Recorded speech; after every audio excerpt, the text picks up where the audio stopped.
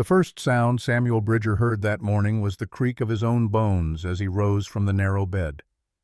4:30 in the morning, same as always. The darkness outside the window held that particular quality of Arizona night, thick and velvet, still hours from surrendering to dawn. He sat on the edge of the mattress, bare feet on cold floorboards, and stared at the empty space beside him. 3 years now. 3 years since the fever took Margaret, and still he woke expecting to hear her breathing.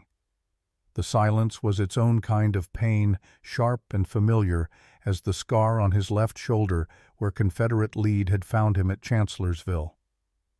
Samuel stood slowly pulling on his work trousers, the rough cotton stiff with dried sweat and mountain dust.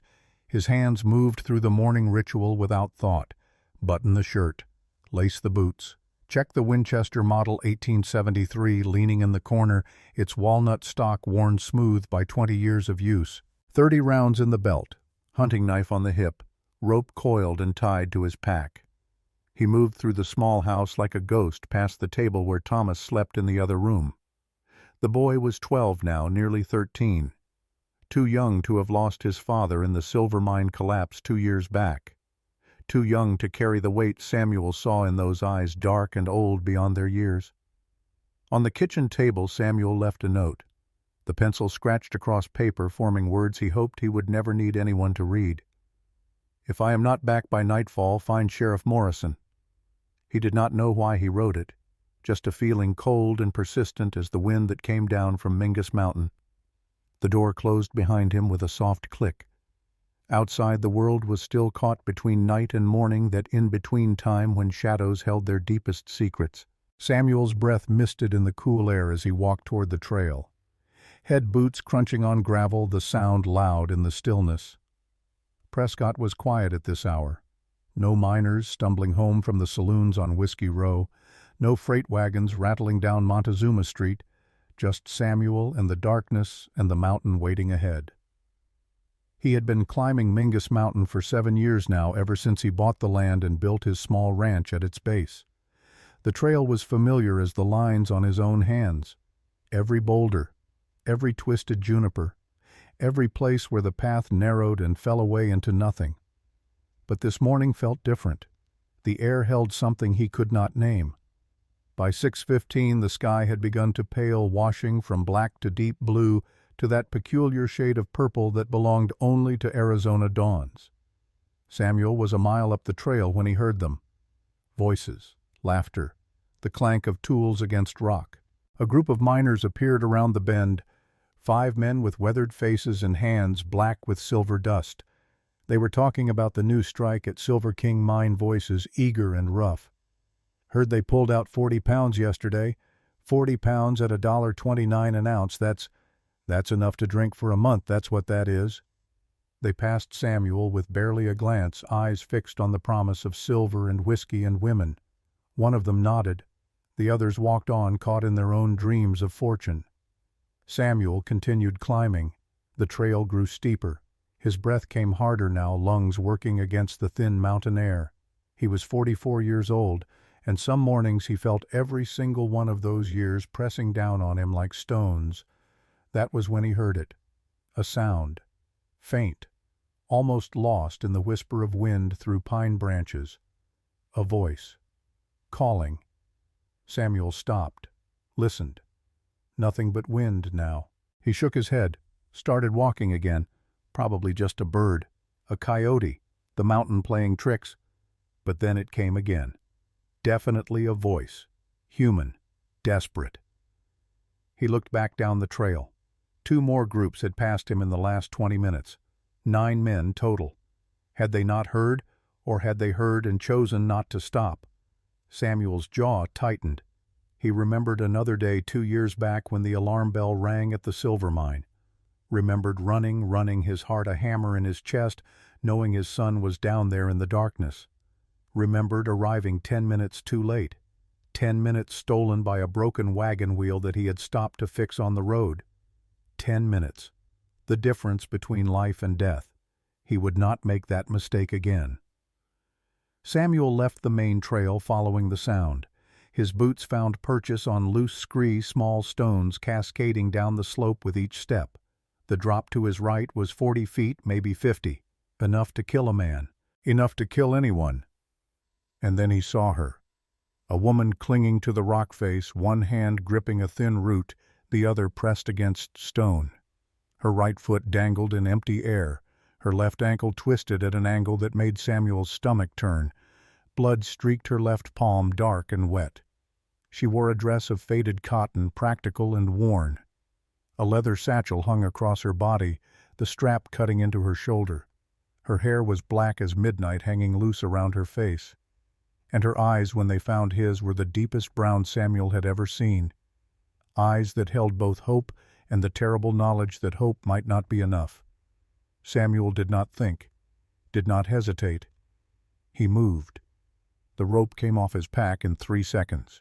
He found a juniper tree, thick and old roots driven deep into the mountain, tied the rope around the trunk using the bowline knot the Army had taught him in 1861, tested it twice, then wrapped the other end around his own waist.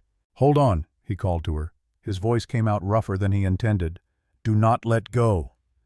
He did not wait for an answer. He went over the edge. The rock face was steep but not vertical. Samuel used his boots to find holds, his hands to steady himself, the rope burning against his palms as he descended. 20 feet, 30. The woman was close now, close enough to see the fear in her eyes, close enough to see her hand slipping.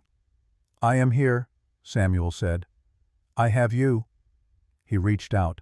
His hand closed around her wrist, strong and sure. She gasped, a sound of pain and relief mixed together.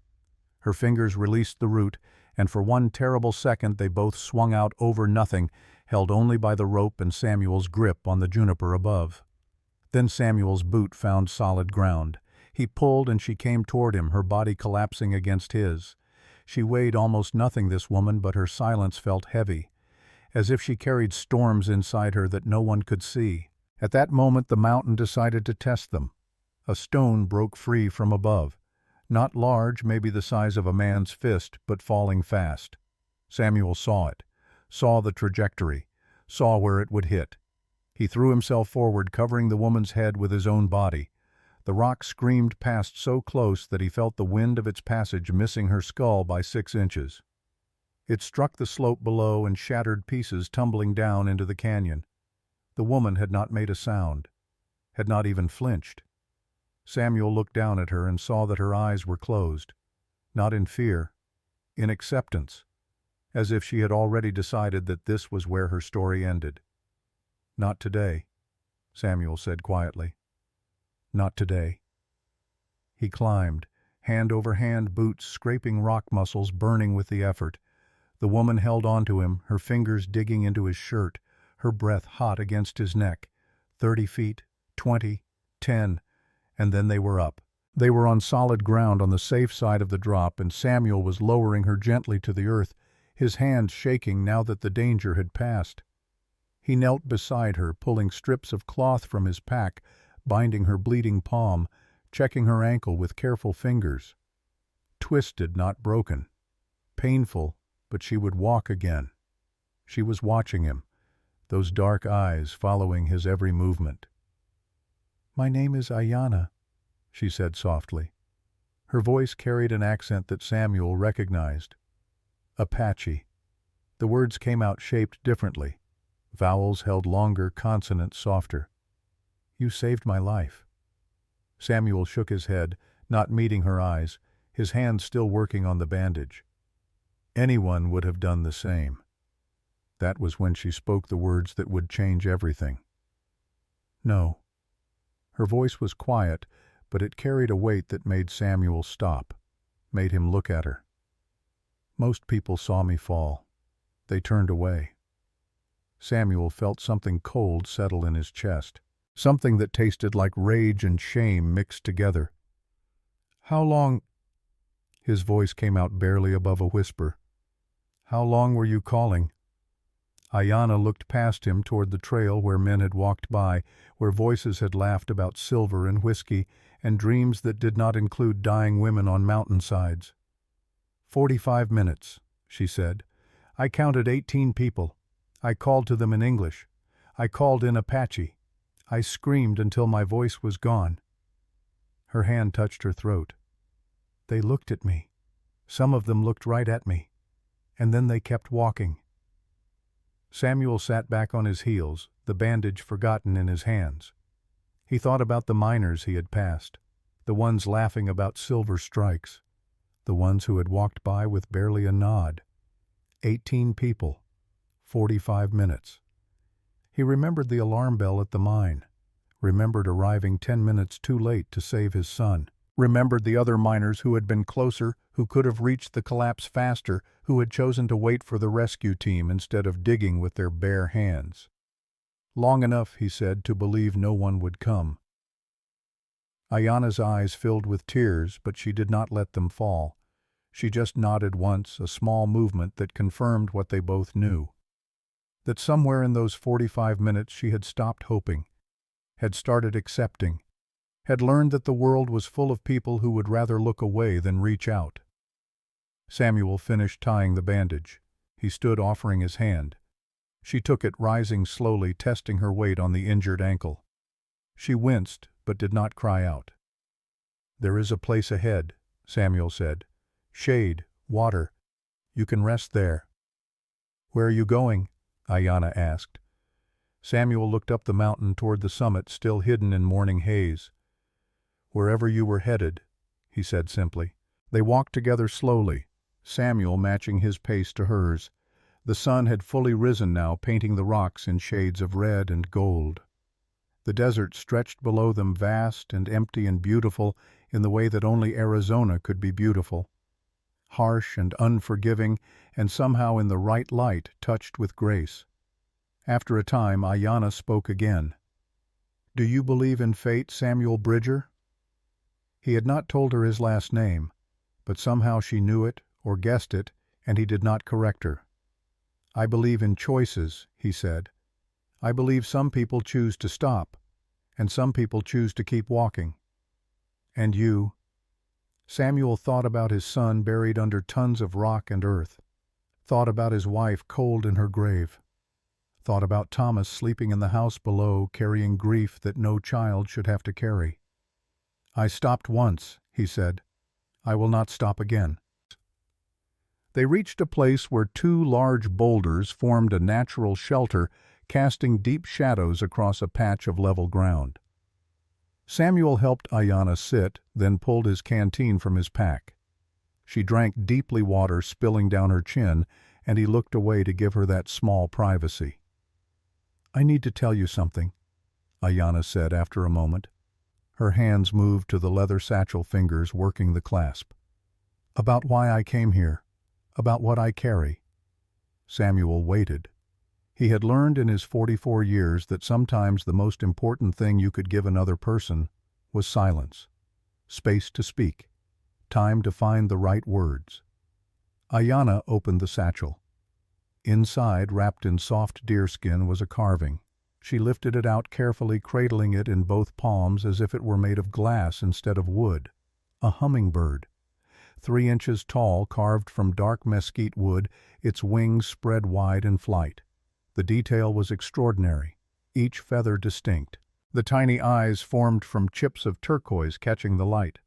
On the base, carved in flowing script, were letters in a language Samuel did not know. "My grandmother made this," Ayanna said. "Grandmother Dakota. She was a healer, a medicine woman. She spent 3 months carving this when I was born. It is a talisman, protection." She held it out, and Samuel took it carefully.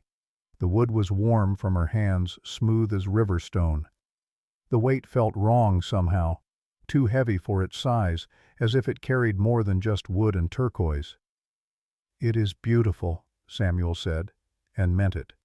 "She died last December." Ayanna's voice had gone quiet again. "She was 87 years old. She lived a full life, a good life." A pause. "I was not there when she died." Samuel looked up from the carving, met her eyes. "I left the reservation 6 years ago," Ayanna continued. "I married a white man, Robert Hayes, a good man, a kind man. But the tribe, they did not accept him, and so I left. I chose him over them." Her fingers twisted together in her lap. "We had 2 years together, 2 good years. Then Robert was killed 4 years ago, shot by land thieves trying to take a neighbor's water rights. And I could not go back. I was too ashamed. Of what? Of leaving, of choosing love over family, of not being there when my grandmother needed me most." Ayanna's voice broke on the last words just slightly, just enough to show the depth of the pain she carried. Samuel said nothing. There were no words that could fix this kind of hurt. He knew that. He had carried his own version of it for 2 years. "She left me a letter," Ayanna said. "Told me to bring the hummingbird back to the mountain, to the sacred place where she used to pray, to return it to the earth where her spirit walks." She looked at Samuel directly now. "I tried. I came alone because I did not want anyone to see me fail. And I almost died trying." Samuel held the carving, feeling its weight, understanding now what he carried. "You want me to take it," he said. It was not a question. "The person who saved me should be the one to honor her." Ayanna's eyes were bright with unshed tears. "You should return it for me." "I cannot," Samuel said immediately. "This is yours. This is sacred. It is not a gift." Ayanna's voice was firm now, stronger. "It is trust." The word hung in the air between them. Trust. Simple, powerful, terrifying. Samuel looked down at the hummingbird in his hands, looked at this woman he had known for less than an hour, thought about his son unreached, his wife unmourned properly, his life half-lived in shadows, thought about 18 people who had walked past a dying woman, and thought about the choice he had made to stop. "Tell me where," he said finally. Ayanna's breath came out in a rush, relief and gratitude mixing together. She leaned forward, using a stick to draw in the red dirt. A map, simple but clear. 7/10 of a mile northeast. Look for 2 rocks shaped like doors. Beyond them you will find a circle. 12 white stones. In the center a place where fire once burned. That is where she prayed. That is where the hummingbird belongs. Samuel studied the map, committing it to memory.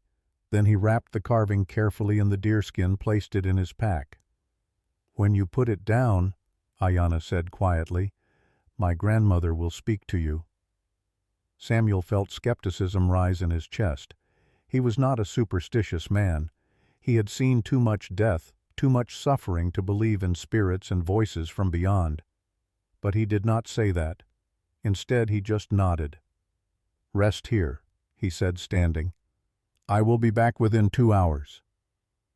He left her there in the shade of the boulders, this woman named Ayanna, who had learned the hard way that the world was full of people who chose to look away. He took the trail northeast, following her directions, the hummingbird a small weight against his back. The sun climbed higher. The desert heat began to build, shimmering up from the rocks in visible waves. Samuel's boots found the path, his eyes scanning the terrain ahead, looking for the door-shaped rocks. And as he walked, he thought about trust, about what it meant to give something precious to a stranger, about what it meant to accept that gift, that burden, that responsibility, about how sometimes the person who saves you is really saving themselves. The trail narrowed, climbed, twisted through stands of ponderosa pine that smelled of vanilla and butterscotch in the warming air. And ahead, rising against the blue sky, Samuel saw them, 2 massive boulders weathered by wind and time, standing like sentinels, like doors waiting to be opened. He had found the place. Samuel took a breath, adjusted the pack on his shoulders, and walked forward into whatever waited beyond. The space between the 2 stone doors was narrow, barely wide enough for a man to pass through sideways. Samuel turned his shoulders, feeling rough granite scrape against his pack, and emerged into a clearing that felt separate from the rest of the mountain, separate from the rest of the world. The silence here was different, deeper, as if sound itself had been asked to wait outside. Samuel stood still, letting his eyes adjust. The clearing was perhaps 30 feet across, roughly circular, ringed by ponderosa pine that stood like witnesses. The ground was hard-packed red earth swept clean by wind or by hands he could not see. And in the center, exactly as Ayanna had described, lay a circle of stones. 12 of them. White quartz, each one the size of a man's head, placed with deliberate care to form a perfect ring. The diameter was maybe 8 feet. Inside the circle at its heart lay the remnants of old fire. Charcoal and ash, ancient and undisturbed. Samuel approached slowly, each step feeling like an intrusion. He had been in churches before in the great cathedrals of the East during his soldier days, and this felt the same. Sacred space, hallowed ground, the kind of place where men spoke in whispers without being told. He knelt at the edge of the circle, removing his hat, setting it on the ground beside him. From his pack, he drew out the deerskin bundle, unwrapping it with careful hands. The hummingbird emerged, its turquoise eyes catching the filtered sunlight that came down through the pines. Samuel held it for a moment, studying the craftsmanship. 87 years old when she died, Ayanna had said, which meant grandmother Dakota would have been in her 50s when she carved this. Hands still steady, eyes still sharp. 3 months of work shaping this small miracle from mesquite wood. He leaned forward, reaching across the white stones, and placed the hummingbird in the exact center of the circle. On the ashes, on the place where prayers had once risen with smoke toward the sky. Nothing happened. Samuel did not know what he had expected. A sign, perhaps. A feeling. Something to mark the moment. But there was only silence and sunlight, and the faint whisper of wind through pine needles. He sat back on his heels, feeling foolish. Ayanna's words echoed in his memory. "When you put it down, my grandmother will speak to you." Superstition. Hope dressed up as belief. He should have known better. Samuel started to rise, reaching for his hat. That was when he saw it. A corner of something barely visible tucked beneath one of the white stones on the eastern edge of the circle. Brown paper, aged and weather-stained. Samuel's hand moved before his mind could question. He lifted the stone, pulled out what lay beneath. An envelope. The paper was thick, expensive once, but now brittle with time and exposure. No name written on the outside. Just a single word in flowing script. Stranger. Samuel's fingers trembled slightly as he opened it. Inside was a single sheet of paper folded once. The handwriting was beautiful, each letter formed with care, the ink faded to brown but still legible. He read, "To the stranger who brings my bird home. 20 winters ago I saved a soldier's life on this mountain. His name was James Bridger. He carried the same eyes as you, eyes that have seen loss. Trust is not given. It is built stone by stone like this circle. The one who saved my granddaughter will need to be saved himself. Look for the pendant. Dakota, December 1884. The paper slipped from Samuel's fingers. James Bridger. His father's name. Samuel's mind reeled backward through time. 1865. The war had just ended. His father had come home from Appomattox, gaunt and hollow-eyed but alive. Had stayed only 3 weeks before heading west, chasing some dream of silver and freedom. Had written letters for 5 years, sporadic and brief, always promising to send for the family. Then the letters stopped. Word came in 1870 that James Bridger had died of consumption in a mining camp outside Prescott. Died alone. No family present. Buried in a pauper's grave with a wooden marker that the desert wind had long since claimed. But before that, before the consumption, before the silence. Samuel remembered a story his father had told once late at night when the whiskey had loosened his tongue. A story about getting lost in the mountains, about an Apache woman who found him delirious with fever and brought him back from the edge of death. His father had called her his angel in the desert, had spoken of her with a reverence that young Samuel had not understood at the time. "She would not let me thank her," James Bridger had said, his voice thick with something that might have been tears. Said saving me was her honor, not mine. And now Now Samuel sat in a circle of stones holding a letter from that same woman written months before her death. Written for him, though she could not have known his name, could not have known he would be the one to come, except she had known. Somehow she had known. Samuel's hand moved to his throat, to the leather cord he wore always hidden beneath his shirt. His fingers closed around cool metal. He pulled it out into the light. A pendant, silver tarnished with age, shaped like a bird in flight, a hummingbird, tiny turquoise stones for eyes. His father had worn this every day of Samuel's childhood, had never taken it off, not even to bathe. When James Bridger died, this pendant was the only possession worth keeping. The only thing Samuel had of his father that meant anything. He had never asked where it came from, had never thought to question. Now he knew. Samuel looked at the wooden hummingbird sitting on the ashes, then at the silver one in his palm. They were identical. Same wingspan, same angle of the head, same tiny turquoise eyes catching light like captured sky. She had made two. One for her granddaughter carved in wood. One for the soldier she saved cast in silver. Two hummingbirds. Two pieces of the same prayer. Separated by 20 years and joined in this moment in this circle by hands that had no idea they were completing something begun before they were born. The wind picked up sudden and strong. It moved through the pines with a sound like breathing, like words almost spoken. Samuel felt it touch his face, warm despite coming from the mountain heights, felt it move around him, through him, as if searching for something. And then he was not alone in the circle, not physically. There was no one there, no ghost, no spirit made manifest. But Samuel felt it nonetheless. A presence, old and patient and somehow amused, a grandmother's knowing, the kind of wisdom that sees patterns where others see only chaos. He closed his eyes and images came. Not his memories, hers. A younger woman, barely 30, kneeling in this same circle. Fire burning bright in the center, her hands moving through smoke-shaping prayers that had no words. And before her, unconscious on the ground, a Union soldier. Young, frightened, dying of fever and infection and the slow poison of despair.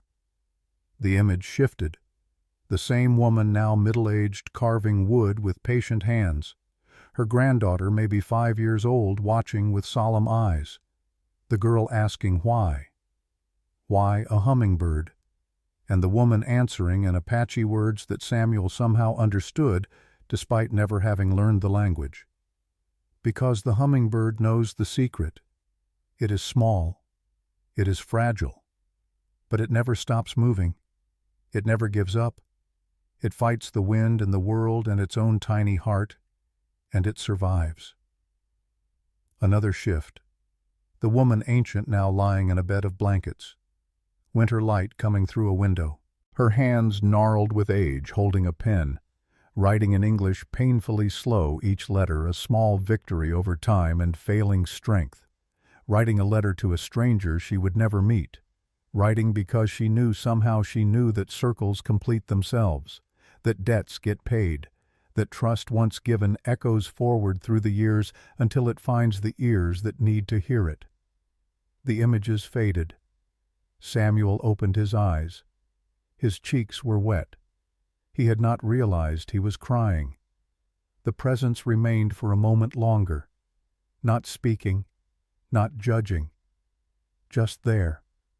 A grandmother who had saved his father, and through him had saved Samuel, who had given her granddaughter a talisman that would bring a stranger to her rescue, who had built a circle of trust, stone by stone, knowing that someday someone would complete it. Then she was gone. The wind died. The clearing returned to its deep silence. But something had changed. Samuel felt it in his chest where the cold knot of grief had lived for 2 years. The knot was still there. The pain had not vanished. But it had shifted somehow, made room for something else, not hope exactly, but not despair either. Samuel wiped his face with the back of his hand, stood slowly, his knees protesting. He looked down at the 2 hummingbirds, wood and silver, separated by the boundary of the stone circle, but joined by something stronger than proximity. He understood now what Ayanna had meant. It was not a gift. It was trust. Trust that he would come. Trust that he would understand. Trust that the pattern would complete itself in its own time, in its own way, without force or interference. Stone by stone. Choice by choice. Samuel left the wooden hummingbird where it lay on the ashes where prayers had once burned. But the silver one he returned to its place around his neck, tucking it back beneath his shirt where it had lived for decades, where his father had worn it, where it had waited patient and knowing for this moment. He replaced the letter beneath the eastern stone exactly as he had found it. Whoever came next, if anyone came, would find it there, would read it, would add another thread to the pattern, one choice at a time, one act of trust building on another. Samuel put on his hat, picked up his pack, and walked back through the stone doors into the wider world. The descent was faster than the climb. His legs knew the way, now his body moving with purpose. The sun had reached its zenith, blazing down with desert intensity. Sweat soaked through his shirt, stinging in the scrapes on his back from the earlier rescue. He found Ayanna where he had left her, sitting in the shade of the boulders. She had fallen asleep, her head resting against stone, her injured ankle propped on her satchel. She looked peaceful, younger than her years, the lines of pain and grief smoothed away by whatever dreams moved behind her closed eyes. Samuel did not wake her immediately. He sat instead, his back against the opposite boulder, and watched her breathe. In and out. The simple miracle of air and life and continuation. After a time her eyes opened, found him, and in that first moment of waking before memory returned, he saw something in her face that made his chest tighten. Recognition, as if she had been expecting him, as if she had known he would return. "You went," she said, not a question. "I went. And—" Samuel reached beneath his shirt, drew out the silver pendant, held it so she could see. Ayanna's eyes widened. Her hand moved to her mouth. "Your grandmother," Samuel said quietly, "saved my father 20 years ago, on this mountain. She gave him this." He told her everything. The letter, the images, the presence in the circle. His father's story half remembered and finally understood. The pattern that had taken 2 decades to complete.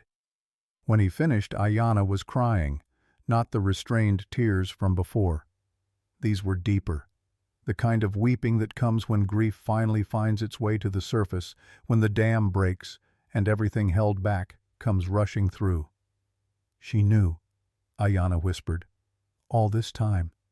She knew I would need someone, knew I would be here, knew you would come." A pause, her voice breaking. "She forgave me, even though I was not there, even though I failed her." "You did not fail her," Samuel said. "You completed what she began." He moved to sit beside her, close enough that their shoulders touched. Two people who had been strangers that morning, now bound by something neither could fully name.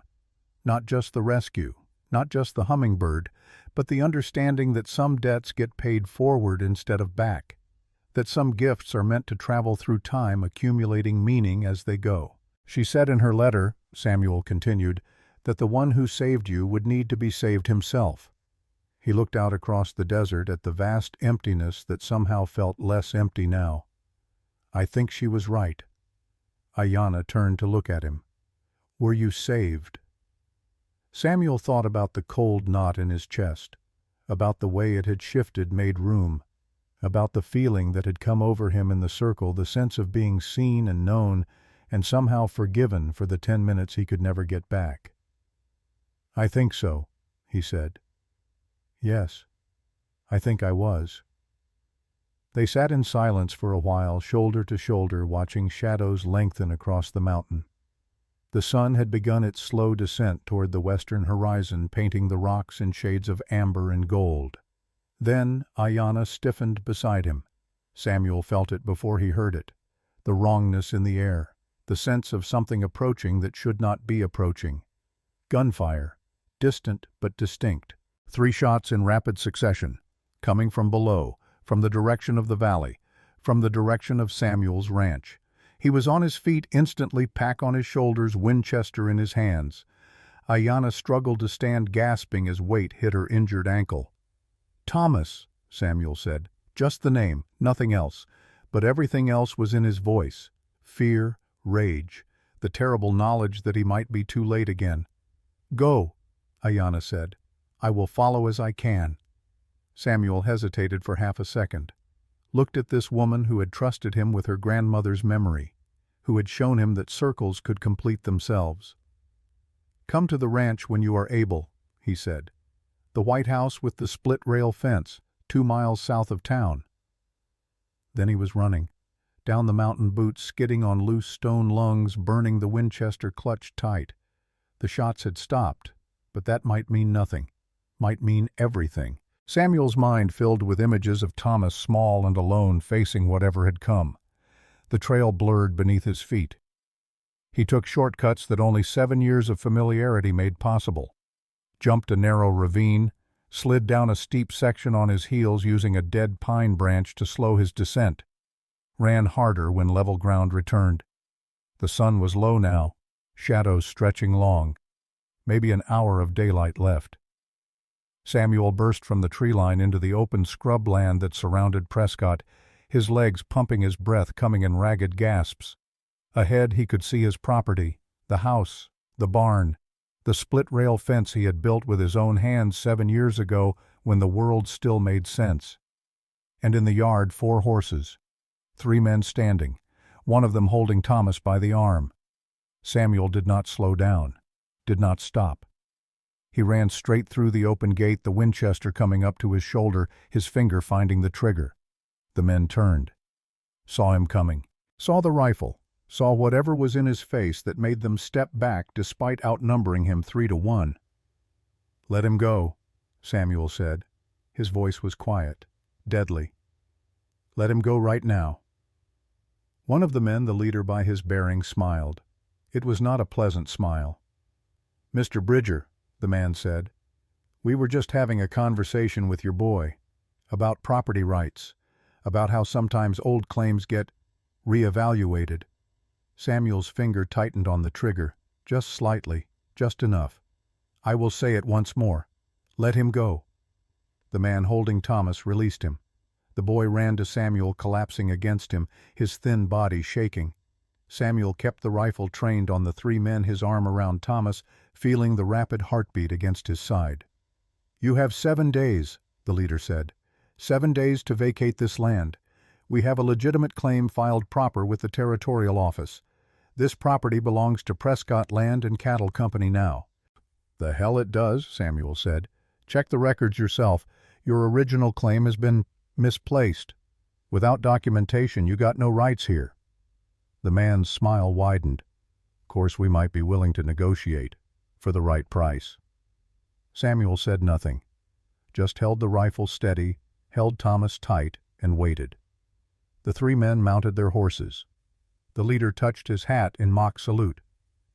7 days, Bridger. After that we will come back, and we will bring more than just conversation." They rode off, dust rising behind them. Samuel stood frozen until they disappeared over the rise. Then his legs gave out. He sat down hard, still clutching Thomas, still holding the Winchester, his whole body shaking with rage and fear and the terrible understanding of what he had almost lost. "Are you hurt?" he asked Thomas. His voice shook. "No, sir. They just talked, asked questions, made threats." Thomas pulled back, looked up at Samuel. "What did they mean?" "About the claim." Samuel did not answer immediately. He was thinking about the letter in the stone circle, about trust built stone by stone, about how some people chose to stop and some chose to keep walking, about how the fight was not over, not even close. Night came to the Arizona desert like a curtain dropping sudden and absolute. Samuel sat at his kitchen table, papers spread before him in the flickering light of 2 oil lamps. Thomas had finally fallen asleep an hour ago, exhausted by fear and the strange comfort of being held. Now the house was quiet except for the rustle of old documents and the occasional crack of settling timber. Samuel's hands moved through the papers with growing frustration. Land claim forms from 1878, tax receipts, bills of sale for lumber and seed and livestock. Everything a man needed to prove he had built a life on this land. Everything except the one thing that mattered most: the original claim certificate. The document filed with the Territorial Land Office that established his legal right to homestead this particular 160 acres. The paper that said this ground was his. It was gone. Samuel had kept it in a tin box under the floorboards wrapped in oilcloth against moisture and time. He had checked it every year on the anniversary of his claim, a ritual of reassurance. The last time he looked was 6 months ago. It had been there then, safe and intact. Now the tin box held only dust and mouse droppings. Someone had been in his house, had searched, had found what they were looking for, and taken it, which meant this was not some random reassessment of territorial claims. This was targeted, deliberate. Someone wanted his land badly enough to steal the proof that it was his. Samuel leaned back in his chair, pressing his palms against his eyes until colors bloomed in the darkness. His head ached. His body ached. He was 44 years old and felt 80. A sound outside brought him instantly alert. His hand found the Winchester leaning against the table. He moved to the window, pulling back the curtain just enough to see into the yard. A figure approached on foot, moving slowly, using a long stick for support. Even in the darkness, Samuel recognized the silhouette. Ayanna. He opened the door before she could knock. She stood on his porch, swaying slightly, her face gray with exhaustion and pain. The walk down the mountain and then the 2 miles from town had taken everything she had. "I should not have come," she said. "But I heard the shots. I was worried." Samuel stepped aside, gesturing her in. She limped past him into the kitchen, lowering herself carefully into a chair. Her ankle had swollen badly, straining against the bandage he had tied that morning. That morning. It felt like years ago. "Thomas?" she asked. "Asleep. Unharmed." Samuel filled a tin cup with water from the pump, set it before her. "They came to deliver a message. 7 days to leave. They claim my original homestead certificate is gone, which makes my claim invalid." Ayanna drank deeply, then set the cup down. Her eyes moved over the papers on the table, seeing without reading. "Is it true? Is it gone?" "Yes. And without it, I have no legal standing. The land reverts to territorial control, and whoever has a newer claim filed properly gets priority." Samuel sat across from her, suddenly too tired to stand. They have the law on their side now, or at least they have the appearance of law. Ayanna was quiet for a moment. Then she reached across the table, her fingers finding the silver pendant that still hung around Samuel's neck. She held it gently, studying it in the lamplight. "My grandmother used to say that trust is like water. You cannot hold it in your hands. You can only create vessels for it to fill." She released the pendant, met his eyes. "I know someone who might help." Samuel waited. "There is a lawyer in Prescott, Mr. Harrigan. He has worked with the Apache, helped us when the territorial government tried to move the reservation boundaries. He knows how to fight men who use paper as a weapon." "I cannot pay much," Samuel said. "The land is all I have. If I lose it, I have nothing to pay him with." "Then we will offer him something else." Ayanna's voice was firm despite her exhaustion. "We will offer him the truth, and the chance to stand against men who steal what they cannot earn." Samuel studied her face in the lamplight. This woman he had known for less than a day. This woman who had every reason to walk away to protect herself and her daughter from trouble not her own. Instead, she sat in his kitchen planning strategy, offering help. Trust given freely, he thought, creating its own vessels. "There is something else," Ayanna said. "Someone else who might help. Do you know old Pete McAllister?" The name stirred something in Samuel's memory. An old man, weathered face, one eye milky with cataracts, a surveyor back in the territorial days before age and whiskey had claimed him. I know of him. He surveyed this land in 1878.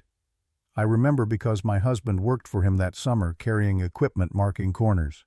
Pete McAllister would have records, maps, proof of the original boundaries. She paused. But there is a problem. What problem?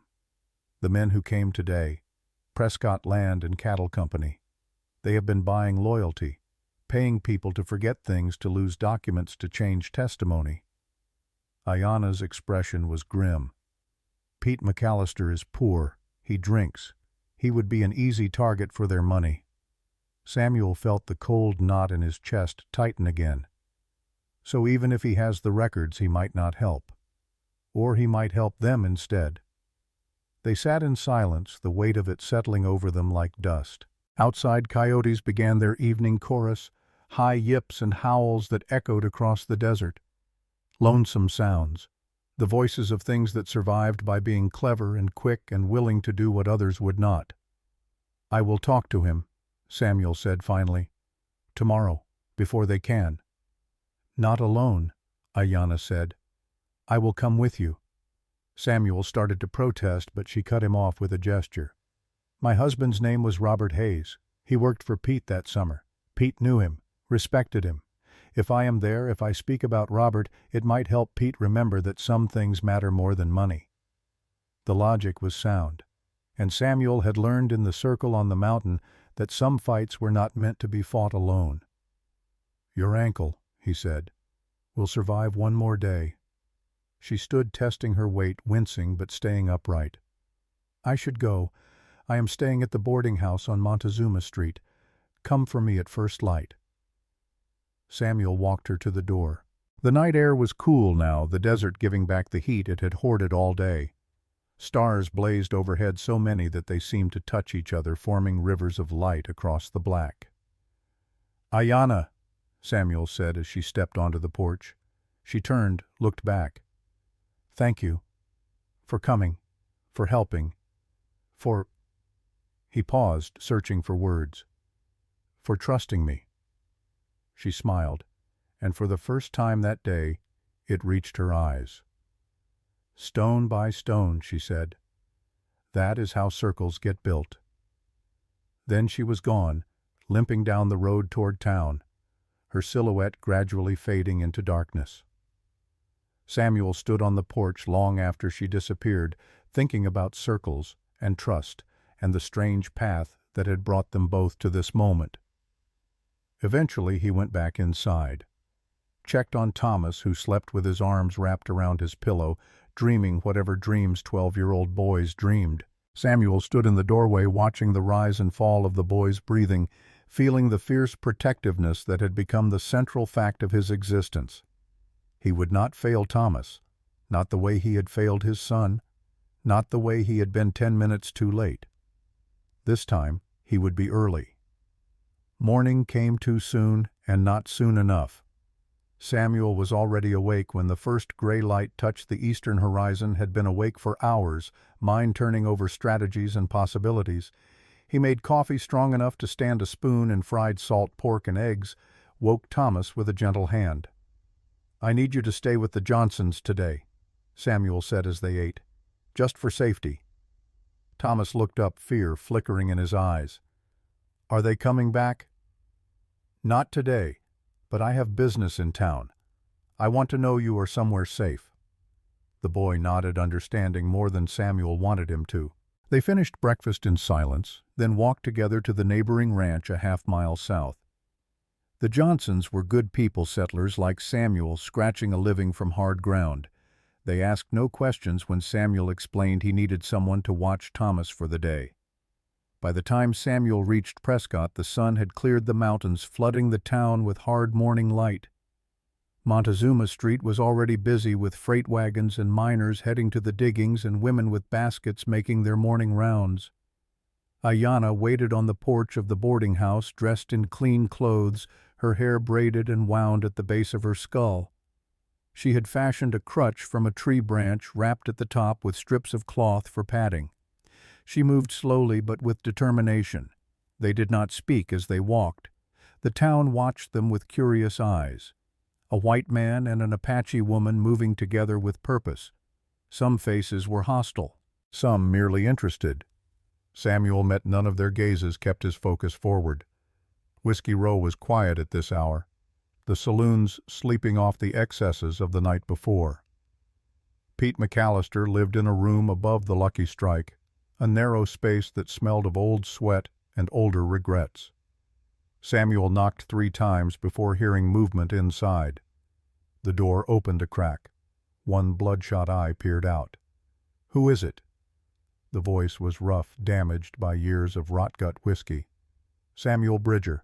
I need to talk to you about some survey work you did in 1878. The door started to close. Ayanna's hand shot out, holding it open. "Pete," she said. "It is Ayanna Hayes, Robert's wife. Do you remember?" The door stopped moving, opened wider. Pete McAllister stood revealed in stained long underwear, his white hair wild, his good eye focusing slowly on Ayanna's face. "Ayanna, little Ayanna, who used to bring water to the survey crew." "Not so little anymore," she said gently. "May we come in?" Pete stepped back, gesturing vaguely at the chaos of his room. A cot with rumpled blankets, a table covered with empty bottles, papers scattered everywhere, yellowed and forgotten. They entered. Samuel closed the door behind them. Pete sat on the edge of the cot, suddenly looking smaller and older than his 80 years. "Robert," he said. Good man, good man. I heard he died, shot by land thieves, they said." 4 years ago," Ayanna confirmed. "He was trying to protect a neighbor's water rights." Pete nodded slowly, his hands trembling in his lap. "What do you need from me?" Samuel knelt, so he was at eye level with the old man. "In 1878 you surveyed my land, 160 acres 2 miles south of town. I filed a homestead claim, but now my original certificate is gone, and a company called Prescott Land and Cattle says I have no legal standing." Something flickered in Pete's face. Fear, guilt, both. "I remember your land," he said slowly. "Good survey, clean boundaries. I filed the maps proper with the territorial office. Do you still have your copies? Your records?" Pete's eyes slid away, focusing on the wall, on nothing. "I might. Things get lost, though. Time passes. Memory fails." "Pete." Ayanna's voice was soft but insistent. "Robert trusted you. He said you were the most honest surveyor in the territory. He said you never cut corners, never falsified records, never took bribes." She paused. "Was he wrong?" The old man's face crumpled. He put his head in his hands, and for a moment Samuel thought he might cry. When he looked up again, his good eye was wet. "They came to me 3 days ago. The Prescott Land and Cattle men offered me $50 to lose my records, to say I could not remember the Bridger survey clearly, to testify that the boundaries were uncertain." His voice dropped to a whisper. "I took the money. God help me, I took it. I have not had $50 at one time in 5 years. Samuel felt something break inside him. Hope, maybe, or the last remnant of faith in human decency. He started to stand to leave, but Ayanna's hand on his arm stopped him. "Have you destroyed the records?" she asked Pete. "No, not yet. They said they would send someone to collect them tomorrow." "Then you still have a choice." Ayanna leaned forward on her crutch. "You can keep the money and betray Robert's memory, or you can return it and do what he would have wanted you to do." Pete was weeping now, tears running down his weathered cheeks into his beard. "They will hurt me. When they find out I did not keep my end, they will hurt me." "We will protect you," Samuel heard himself say. The words came out before he could think about whether they were true. "You help me save my land, and I will make sure you are safe." "How? You are one man. They are many. They have money and guns and the law on their side." "I have something they do not have." Samuel glanced at Ayanna, then back to Pete. I have people who trust me, and I have learned that trust once given has a way of spreading, like water finding its vessels. Pete wiped his face with a shaking hand. For a long moment he did not speak. Samuel could see the war happening behind his eyes. Need against honor, fear against conscience. The old man he had become against the young man he once was. Finally Pete stood, walked to a corner of the room where a trunk sat covered with dust and forgotten things. He opened it, dug through layers of old clothes and rusted tools, and pulled out a leather portfolio. "Everything is in here," he said, handing it to Samuel. "Maps, survey notes, boundary markers, everything that proves your land is yours." He paused. "But you need more than this. You need a lawyer who knows how to fight them. And you need witnesses who can testify that you have been living on and improving that land continuously since 1878. "I know a lawyer," Ayanna said. "Mr. Harrigan. He has offices on Cortez Street." "Good man," Pete agreed. "Honest, and he does not scare easy." He looked at Samuel. "But for witnesses you need people who have known you since the beginning, who can stand in a courtroom and swear you built that life with your own hands." Samuel thought about his 7 years on the land, the neighbors he had helped with barn raisings and harvest, the townspeople he had traded with, the quiet friendships built on shared hardship and mutual respect. "I will find them," he said. They left Pete with a promise to return before dark to help him move somewhere safe before the Prescott land and cattle men came looking for their investment. The old surveyor stood in his doorway watching them go, looking more frightened and more alive than he had in years. The law offices of Patrick Harrigan occupied a narrow building wedged between a general store and a barber shop. The sign outside was freshly painted, the letters precise and professional. Inside smelled of leather and paper and strong coffee. Harrigan himself was younger than Samuel expected, maybe 35, with red hair and sharp green eyes that took in everything. He listened without interrupting as Samuel and Ayanna explained the situation as Samuel spread Pete's maps and records across the desk. When they finished, Harrigan was quiet for a moment, studying the documents with the focused intensity of a man who knew how to read between lines. "This is good," he said finally. "Very good. Pete's records are detailed and professional. They clearly establish the boundaries of your claim." He looked up. "But you are right to be worried. Prescott Land and Cattle has been doing this for 6 months now, targeting small landholders, making their original claims disappear. They have someone inside the territorial office, someone with access to the files." "Can we beat them?" Samuel asked. Harrigan smiled, but it was not a pleasant smile. It was the smile of a man who enjoyed a good fight. "We can try. The territorial judge, William Barnes, is an honest man. He will listen to evidence. But we need more than just maps. We need testimony from people who can verify your continuous occupation and improvement of the land. We need tax records showing you have paid every year. We need receipts for materials, witnesses who saw you build your house and barn. We need to bury them in proof." "I have tax records," Samuel said. "I have receipts, and I can get witnesses." "How quickly?" 2 days, maybe 3. Harrigan nodded. "I will file for an emergency hearing.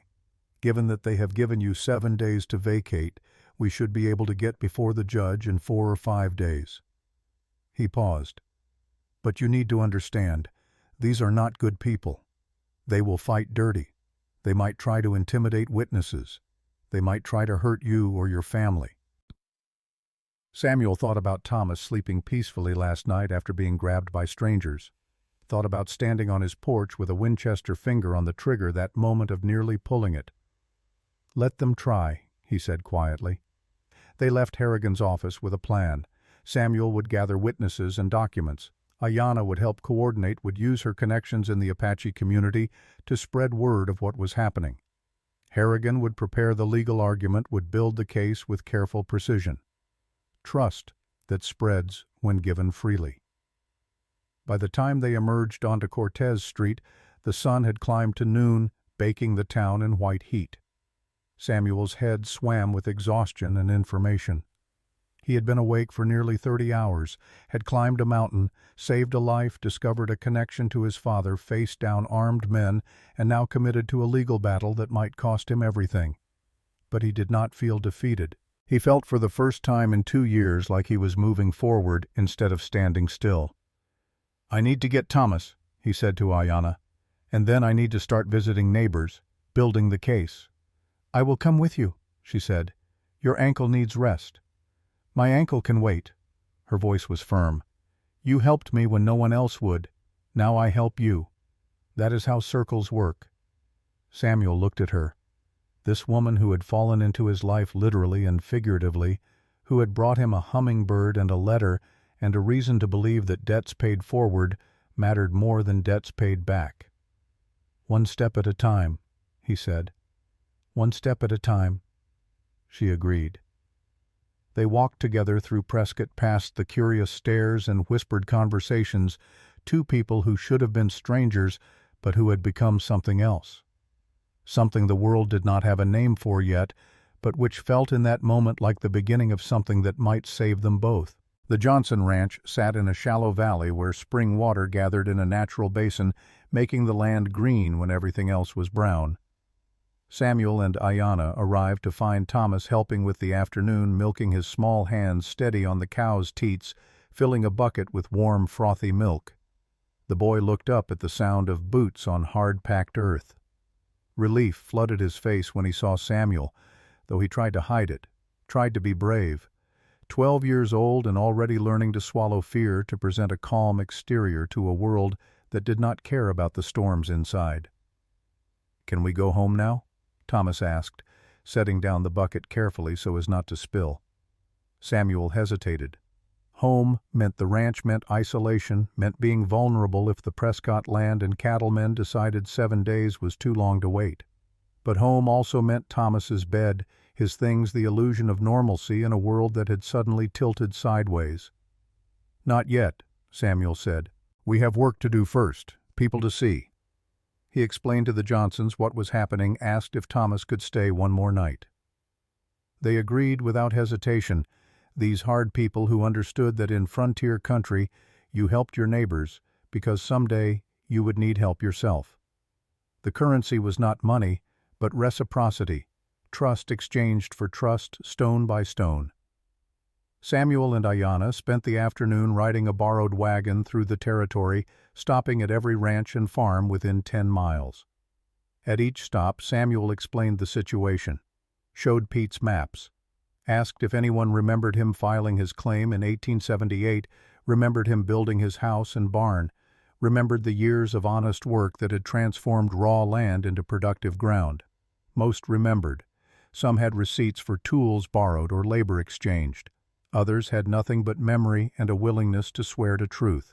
A surprising number agreed to testify to stand before a judge and risk making enemies of the Prescott Land and Cattle Company. "Why?" Samuel asked one old rancher, a man named Calhoun, who ran sheep in the high country. "Why risk it?" Calhoun spat tobacco juice into the dirt, studied Samuel with eyes that had seen everything the West could show a man. "Because if they can take your land with paper and lies, they can take mine too. And because I am too old and too mean to let rich men steal from poor ones without a fight." He paused. "Also, your boy Thomas helped me find my lost ram last spring. Spent 3 days in the hills looking. Would not take a penny for it. A man who raises a boy like that deserves better than to be robbed." By the time the sun touched the western mountains, Samuel had a list of 14 witnesses, men and women who would stand with him, who would risk retaliation to tell the truth. Trust like water. They returned to Prescott as darkness fell. The town was alive with evening activity. Miners fresh from the digging spending their silver on whiskey and cards and the promise of forgetting. Families hurrying home to supper. Shopkeepers closing shutters against the night. Samuel took Ayanna back to the boarding house, then went to collect Pete McAllister. The old surveyor had spent the day packing his few possessions into a canvas bag, preparing to abandon the only home he had known for a decade. He looked smaller somehow, diminished by fear and the weight of choosing right over easy. "Where will I go?" Pete asked as they walked through the streets, staying to shadows, avoiding attention. "My ranch," Samuel said. "You will stay in the barn loft until this is settled. It is not much, but it is safe. They will know I helped you when they come for the records tomorrow and find me gone. Let them know." Samuel's voice was harder than he intended. "Let them understand that their money does not buy everything." They reached the edge of town where Samuel had left his horse tied. He was helping Pete mount behind him when a voice called from the darkness. "Well now, look at this!" 3 men stepped from between buildings. Samuel recognized them instantly. The same 3 who had come to his ranch the day before. The leader, whose name Samuel still did not know, smiled that unpleasant smile. "You were told to vacate Bridger, not to go stirring up trouble." Samuel's hand moved toward his belt where his knife waited, but the men were already armed hands resting on holstered pistols. 3 against 1, and Pete was too old to be any help in a fight. "I am not going anywhere," Samuel said, "and you have no legal right to force me." "Legal right," the leader laughed. "We are talking about the law now. That is rich. You with your stolen land and your forged papers." "I never stole anything. I filed properly in 1878. You are the thieves here." The smile faded. The leader stepped closer and Samuel could smell whiskey on his breath, sweet and sour. "You do not understand how this works. We are not some two-bit operation. Prescott Land and Cattle has money, connections, friends in the territorial government. You think some old drunk surveyor's maps are going to change anything?" He glanced at Pete, contempt in his eyes. "Pete here already took our money, already agreed to forget what he knows. Isn't that right, Pete?" The old man said nothing, just clutched his canvas bag tighter. "See?" The leader spread his hands. "No one is going to help you. No one is going to testify. Because everyone understands that standing against us means losing, means accidents, means fires that start mysteriously in the night, means children who get lost and do not come home." That was the moment Samuel's control broke. He did not remember deciding to move, did not remember his fist swinging. But suddenly, he was on the man, driving him backward into the wall, his forearm across the throat, pressing hard enough to cut off air. "You threaten my family again," Samuel said, his voice barely above a whisper, "and I will kill you, not because I want to, but because I will have no choice." Hands grabbed him from behind. The other 2 men pulled him off their leader, threw him to the ground. Boots came next, hard impacts to his ribs and back. Samuel tried to cover his head, tried to protect vital organs, but the blows kept coming. Then a gunshot split the night. Everyone froze. Samuel looked up through swelling eyes to see Ayanna standing 10 feet away, smoke curling from the barrel of a small pistol pointed at the sky. Her face was fierce, transformed by rage into something ancient and dangerous. "Leave him alone," she said, each word clipped and precise. "Or the next shot will not be a warning." The leader straightened his clothes, rubbing his throat where Samuel's forearm had pressed. He looked at Ayanna with calculation, weighing options. "You are making a mistake," he said finally. "All of you, but especially you Apache. Your people have learned what happens when you stand against white men's law. Do you really want to learn that lesson again?" Ayanna did not lower the pistol. "I learned something different. I learned that some white men are cowards who hide behind paper and hired guns, and I learned that not all white men are like that." She gestured toward Samuel with her free hand.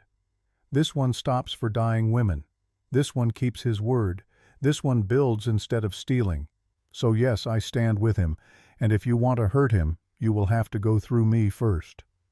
The silence that followed was thick and dangerous. Then the leader smiled again, that cold, calculated smile. "5 days now," he said to Samuel. "You just lost 2 days for that little display. 5 days, Bridger. Then we come for what is ours." They walked away, boots echoing on wooden sidewalks, disappearing into the nightlife of Prescott. Samuel struggled to his feet, ribs screaming protest. Pete helped support him on one side. Ayanna on the other, the pistol still clutched in her hand. "Where did you get that?"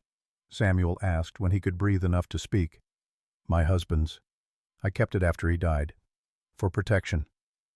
She looked at him, concern replacing anger in her eyes. "Can you ride?" "I will manage." They made it back to Samuel's ranch just after midnight. Every movement sent fresh pain through Samuel's torso. Probably cracked ribs, maybe broken. But nothing that would kill him. Nothing that would stop him from fighting. He got Pete settled in the barn loft with blankets and food, then limped to the house. Ayanna insisted on coming inside, on checking his injuries properly. Samuel did not have the strength to argue. She heated water on the stove, tore clean cloth into strips, cleaned the cuts and abrasions with capable hands that had clearly done this work before. When she pressed against his ribs searching for breaks, Samuel could not suppress a groan. "Two cracked," she said. "Maybe three. You need to bind them tight. Limit movement for at least a week." "I do not have a week." "I know." She met his eyes, and in the lamplight he saw something there he could not name. Respect, maybe, or recognition. The acknowledgement that some men cannot be stopped even when they should be. "So we will work around it. I will do what you cannot. I will carry messages. I will coordinate witnesses. You will rest when possible and push when necessary. This is not your fight." "Yes, it is." Her hands continued wrapping his ribs, pulling the cloth tight enough to support, but not so tight he could not breathe. "It became my fight the moment those men threatened you. The moment they showed me that the same evil that killed my husband is still here, still taking what it wants, still hurting good people." When she finished, Samuel sat very still, feeling the support of the binding feeling, the ache of damaged tissue beneath. Ayanna cleaned up the medical supplies, then moved to the door. "I should go," she said. "It is late." "Stay." The word came out before Samuel could consider it. "I mean, it is dangerous walking back to town. You can sleep in the spare room, Thomas's room. He is not here anyway." Ayanna studied him for a long moment, then nodded. "Just for tonight." But they both knew it was not just about tonight. Something had shifted in the hours since dawn. Some boundary had been crossed that neither of them had intended to cross. Two people thrown together by circumstance, discovering that circumstance sometimes knows more than planning ever could.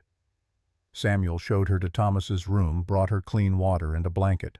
Then he returned to his own bed, lay down carefully, and stared at the ceiling while his body catalogued its damages. Tomorrow would be day 3. 5 days left according to the Prescott land and cattle men, though Samuel suspected they would not wait that long. Not after tonight's confrontation. They would come sooner, would try to force the issue before he could build his case, which meant he had to move faster.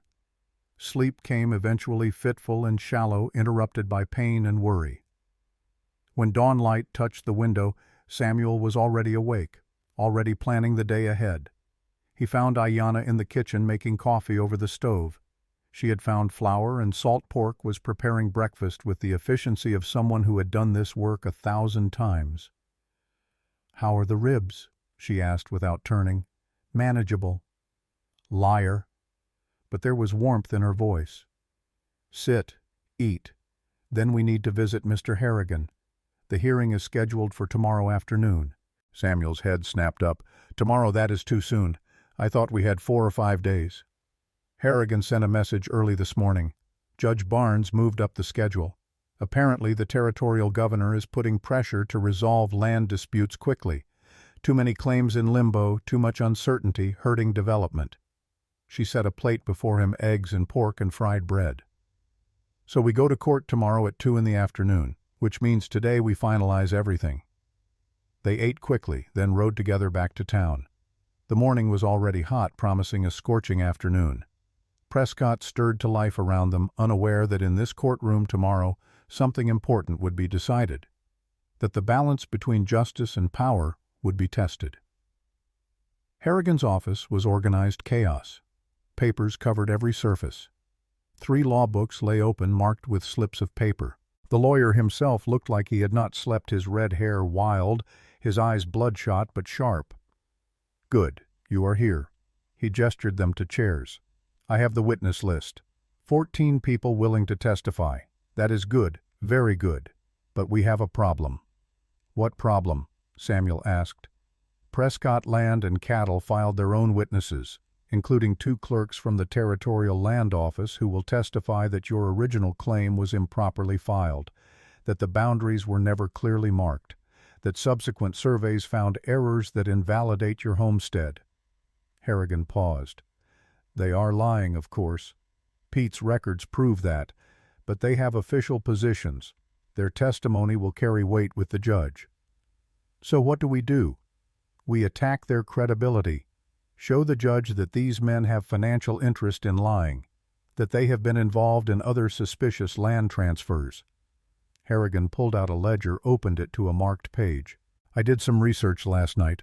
In the past 6 months, the Territorial Land Office has processed 17 claim disputes. 15 of them resulted in small landholders losing their property to larger companies. Always the same pattern: missing paperwork, convenient errors, new claims filed immediately after the old ones are invalidated." Samuel leaned forward, ignoring the pain in his ribs. "You are saying this is systematic, that the land office itself is corrupt." "I am saying someone in the land office is corrupt, and I am saying we need to prove it to Judge Barnes." Harrigan closed the ledger. "Which brings me to the other problem. We need someone to testify about the pattern, someone who has been investigating, someone with credibility." "Who?" "Sheriff Morrison. He has been looking into the land company for months, has records of complaints, has evidence of intimidation and threats." Harrigan looked uncomfortable. "But he is reluctant to testify. Says it could jeopardize an ongoing investigation. Says he is not ready to move yet." Ayanna spoke for the first time. "Then we convince him he is ready." The 3 of them went together to the sheriff's office, a low adobe building on the square. Morrison was there, a big man with silver hair and a face weathered by 30 years of keeping order in rough country. He listened to their request without expression. "I know what Prescott Land and Cattle is doing," he said when they finished. "I have been watching them, gathering evidence. But if I testify tomorrow, if I show my hand too early, they will destroy everything I have been building. We'll cover their tracks. We'll make sure I can never touch them." "How many more people have to lose their land before you act?" Samuel's voice was rough with frustration. "How many more families have to be threatened?" "As many as it takes to build a case that will stick." Morrison's face softened slightly. "I am sorry, Bridger, truly.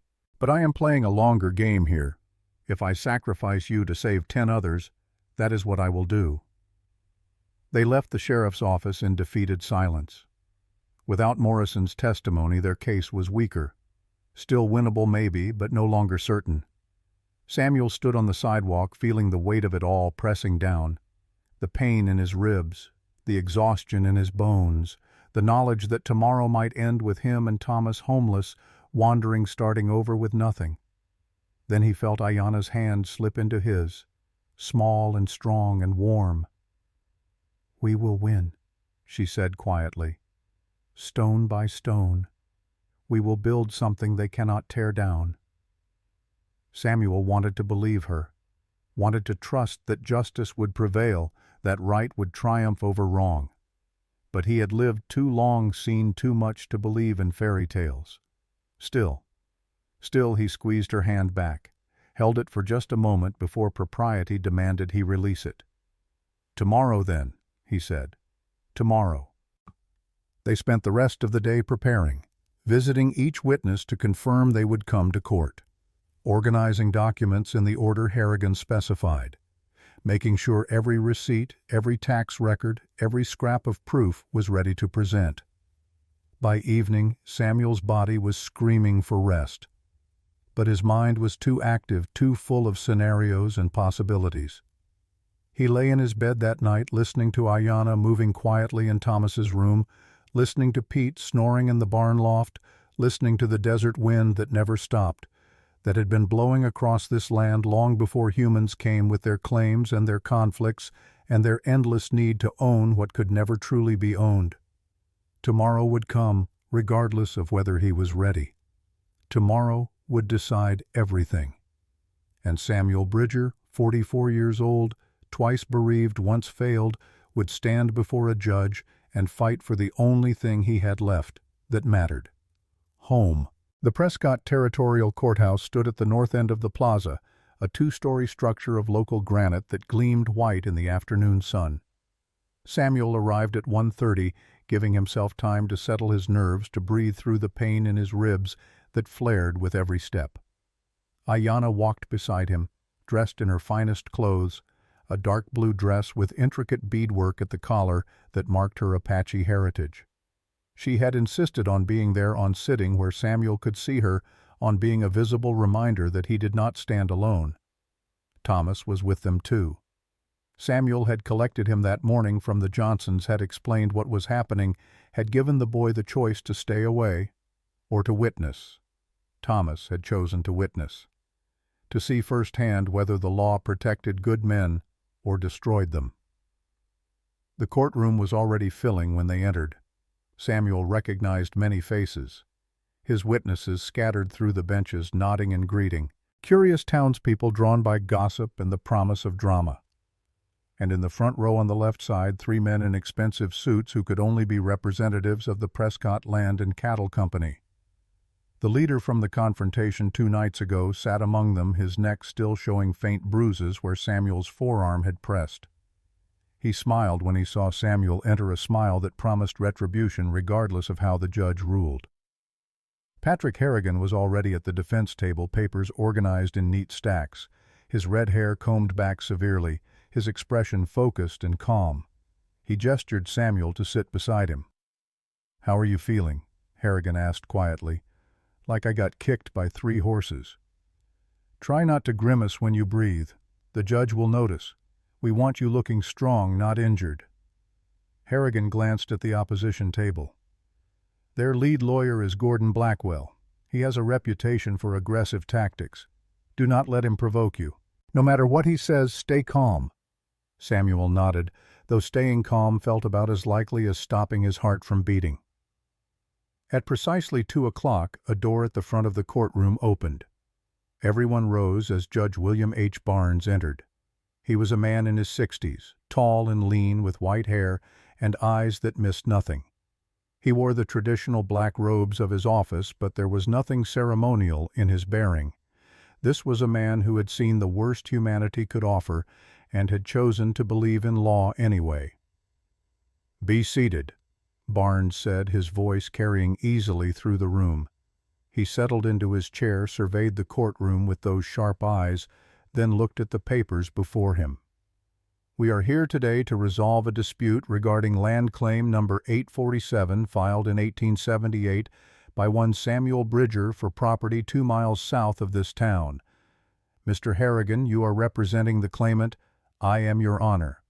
And Mr. Blackwell, you represent Prescott Land and Cattle Company, who assert a superior claim to the same property." Gordon Blackwell stood smoothly, a man comfortable in courtrooms, comfortable with power. "That is correct, Your Honor. We will demonstrate that Mr. Bridger's original claim was improperly filed and therefore invalid, which makes the land available for legitimate homesteading. My client has filed properly and should be awarded clear title." Barnes nodded slowly. "Very well. Mr. Blackwell, as you are challenging an existing claim, you will present first. Call your first witness." Blackwell called one of the Territorial Land Office clerks, a nervous man named Jenkins, who kept adjusting his collar as he took the stand. After being sworn in, Blackwell led him through testimony about procedures, about filing requirements, about the importance of proper documentation. "And in your examination of the records," Blackwell asked, "did you find Mr. Bridger's original homestead certificate?" "No, sir, I did not." "Did you find any copy of it? Any duplicate filed with the Territorial Office?" "No, sir." "In your professional opinion, Mr. Jenkins, what does the absence of this documentation mean?" Jenkins swallowed hard. It means there is no proof that Mr. Bridger filed properly. Without the certificate, the claim cannot be verified. Thank you. No further questions. Harrigan rose for cross-examination. He moved slowly, deliberately, letting silence build before he spoke. Mr. Jenkins, how long have you worked at the Territorial Land Office? 8 months, sir. 8 months. And in that time, how many homestead certificates have gone missing from the files? I am not sure of the exact number. Would you say 5, 10, 20? Jenkins shifted uncomfortably. Perhaps 15 or so. 15 certificates missing in 8 months. That seems like quite a lot. Would you say that is normal? I could not speak to what is normal, sir. I have only worked there 8 months. Indeed. And were any of those 15 missing certificates involved in land disputes? Objection, Blackwell called. Relevance. Your Honor, Harrigan said calmly, I am establishing a pattern that directly relates to the validity of this claim. Barnes considered for a moment. I will allow it. Answer the question, Mr. Jenkins. I believe several were involved in disputes, yes. And in those disputes, did the original claimants or the new claimants prevail? Jenkins' face reddened. The new claimants, sir. When there is no documentation, the law favors properly filed new claims. How convenient. No further questions. The afternoon wore on. Blackwell called his second witness, another land office employee who testified about boundary discrepancies and surveying errors. Harrigan dismantled him too, showing that the alleged errors were based on surveys conducted after Bridger's claim, not during. Then it was Harrigan's turn to present. He started with Pete McAllister. The old surveyor walked to the stand with surprising dignity, his back straight despite his years, his good eye clear and focused. When asked to state his profession, his voice was strong. I was a territorial surveyor for 35 years. Retired now, but I did most of the survey work in this district in the 1870s. Harrigan held up the leather portfolio of maps and notes. Mr. McAllister, do you recognize these documents? I do. Those are my original survey records for the Bridger property conducted in August of 1878. And what do these records show? Pete went through the technical details. Boundaries clearly marked, corners properly established, everything done according to territorial surveying standards. His testimony was precise, professional, unshakable. When Blackwell rose for cross-examination, his tone was dismissive. Mr. McAllister, is it true that you currently reside in Mr. Bridger's barn? Pete hesitated for just a moment. It is. Is it also true that you accepted $50 from my client 3 days ago to provide contrary testimony? A murmur ran through the courtroom. Pete's face went pale, then red. I took the money, yes, but I gave it back, yesterday, because I realized that some things are worth more than $50. His voice gained strength. I realized that a man's honor matters, that the truth matters, that I would rather die poor and honest than live rich and ashamed. The murmur grew louder. Barnes rapped his gavel once for quiet. Did you give the money back before or after Mr. Bridger approached you? Blackwell pressed. After. He reminded me who I used to be, before whiskey and age made me forget. So you changed your testimony in exchange for shelter. How is that different from changing it for money? Because money is about what you have. Shelter is about who you are. Pete looked directly at Blackwell. And I am not the man you paid me to be. Blackwell tried several more angles, but Pete held firm. Finally, the lawyer gave up, waving his hand dismissively. No further questions for this witness. Harrigan called witness after witness, ranchers who testified to Samuel's continuous occupation of the land, merchants who produced receipts for lumber and supplies purchased for building, the blacksmith who had shoed Samuel's horses for 7 years, each person adding another stone to the foundation of truth. Then came Ayanna. She walked to the stand with her head high, moving carefully on her healing ankle. When she raised her right hand to be sworn in, Samuel saw several people in the courtroom exchange glances. An Apache woman testifying in a white man's court was unusual enough to draw attention. Harrigan led her through her testimony gently. She explained about her husband Robert working for Pete McAllister in 1878, described helping with the Bridger survey, carrying water to the crew, watching the boundary markers being set.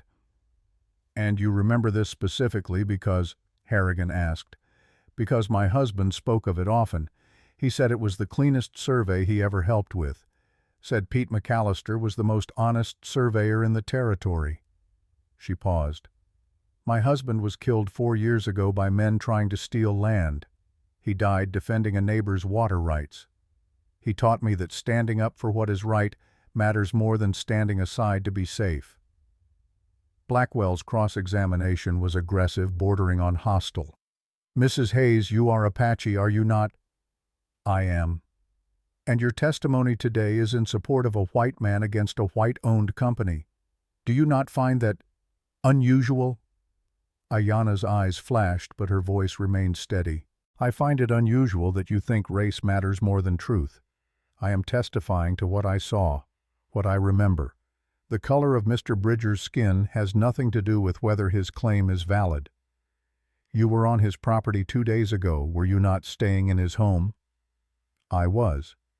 "Does that not suggest a relationship that might compromise your objectivity?" "It suggests that I know the character of the man I am defending, that I have seen him stop to help a stranger, that I have seen him protect his family, that I have seen him choose right over easy."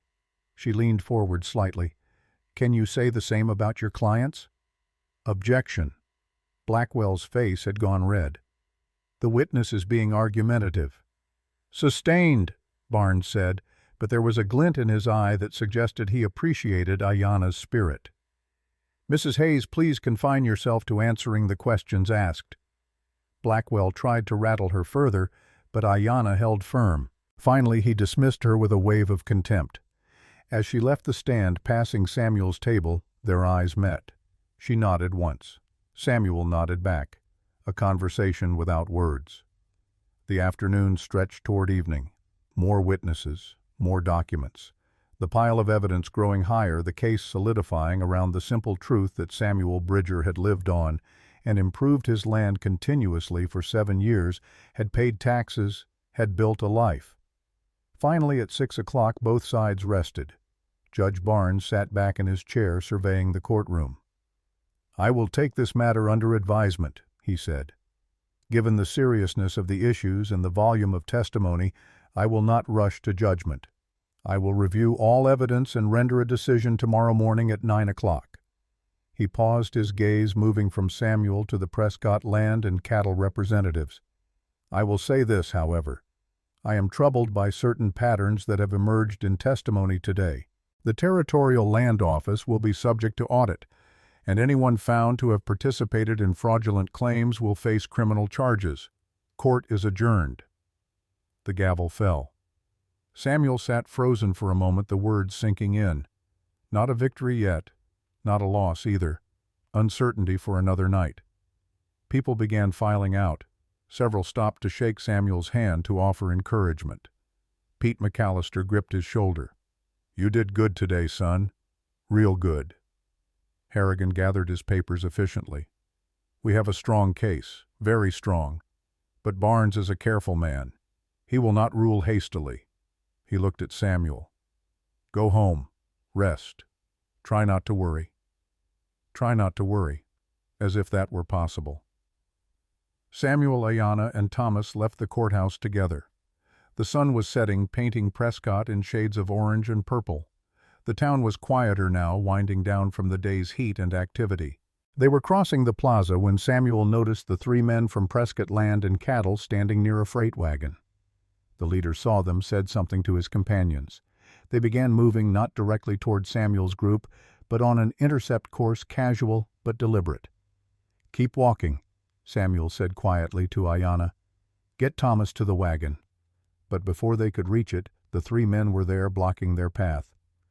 "Nice performance today, Bridger," the leader said. His smile was ugly. "Very touching.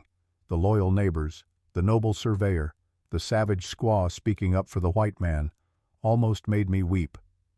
Samuel felt rage building but forced himself to stay still. Ayanna's presence beside him, calm and steady, helped him hold his ground without reacting. Harrigan's words echoed in his mind. "Stay calm. Do not let them provoke you." "We are leaving now," Samuel said evenly. "Step aside." "Oh, we will. But first a friendly warning. See, whatever the judge decides tomorrow does not really matter. Even if by some miracle he rules in your favor, you still have to live on that land. Still have to sleep at night. Still have to worry about that boy of yours." Samuel's jaw tightened, but he kept his hands at his sides. No reaching for weapons, no physical contact. The leader noticed his restraint, smirked. "Learning to behave yourself, I see." He leaned closer. "Here is the truth, Bridger. We own this territory. We own the land office. We own the sheriff. Hell, we probably own half the witnesses who testified for you today. So you can have your little court victory. You can frame the judge's ruling and hang it on your wall. But that land will be ours eventually, one way or another." "Are you threatening me?" Samuel's voice was low, dangerous. "I am educating you about how the world really works." The leader stepped back, spread his hands in mock innocence. "But do not take my word for it. Ask your Apache friend here. Ask her about what happens to people who stand in the way of progress. Ask her about reservations and relocations and all the promises that got broken." Ayanna spoke, then her voice cold as winter stone. "You are right about one thing. I have seen what happens when powerful men decide they want what belongs to others. I have seen my people forced from their land, their promises broken, their dignity stolen." She paused, her dark eyes boring into the leader's face. "But I have also seen that power built on cruelty always falls. Maybe not today, maybe not tomorrow, but eventually. And when it falls hard." The leader's smile faded. For just a moment something like uncertainty flickered in his eyes. Then it was gone, replaced by cold calculation. "Tomorrow at 9, he said. "We will be there. And Bridger." He waited until Samuel met his gaze. "Win or lose, you should start packing." They walked away, boots echoing on wooden sidewalks, disappearing into the gathering darkness. Samuel stood motionless, fury and fear warring inside him. "Come," Ayanna said, gently tugging his arm. "They want you to react, want you to give them a reason to hurt you before the judge rules. Do not give them that satisfaction." Samuel let himself be led to the wagon. Thomas climbed in back, silent and pale.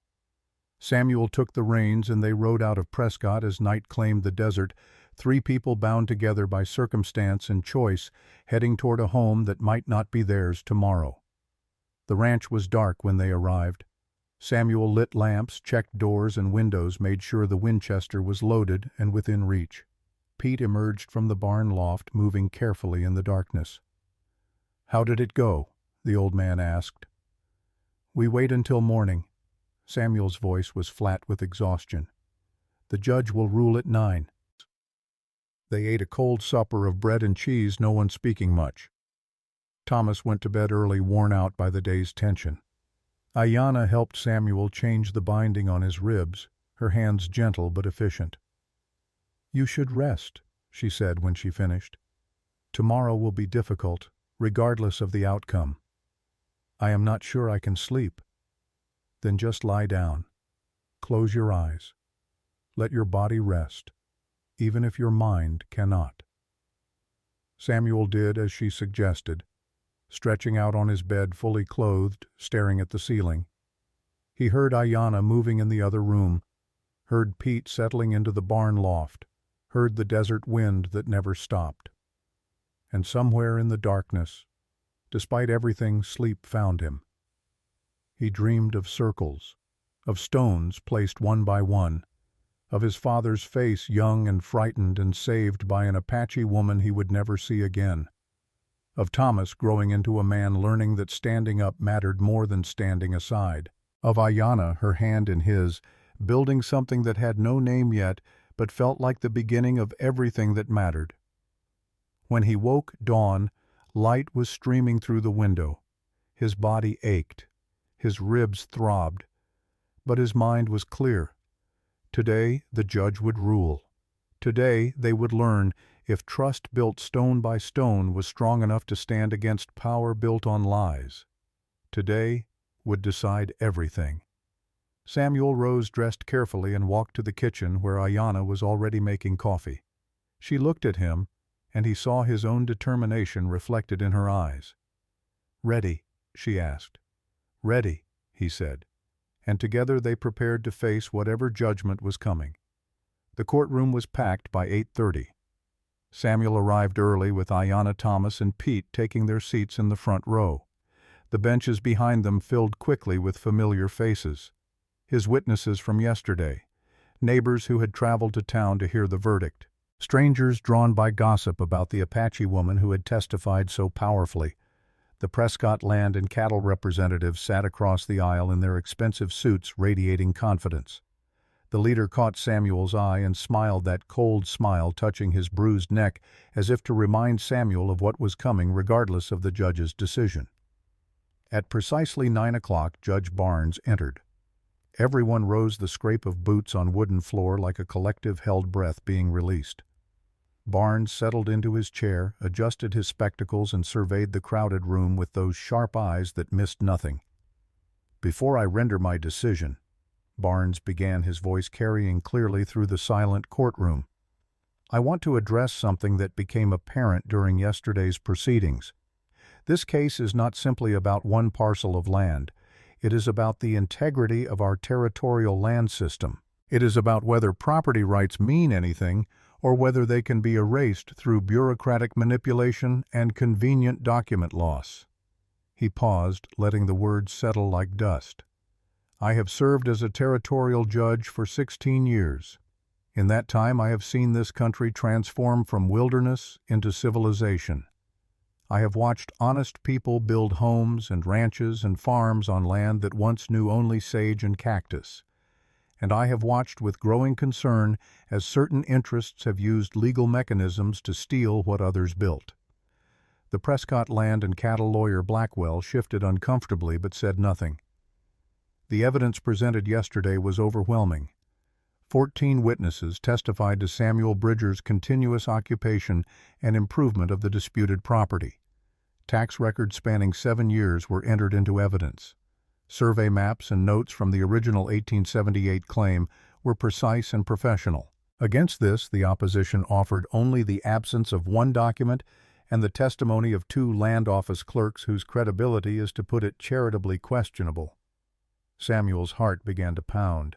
He felt Ayanna's hand find his under the edge of the table, squeeze once hard. "Therefore I rule in favor of the claimant Samuel Bridger. His homestead claim is valid and will be recognized by this court. Prescott Land and Cattle Company's competing claim is denied." Barnes paused, his gaze moving to the opposition table.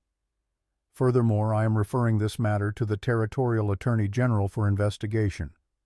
There is sufficient evidence to suggest criminal fraud in the land office, and those responsible will be prosecuted to the fullest extent of the law." The gavel fell. For a moment the courtroom was absolutely silent. Then it erupted. Cheers from Samuel's side, angry muttering from the other.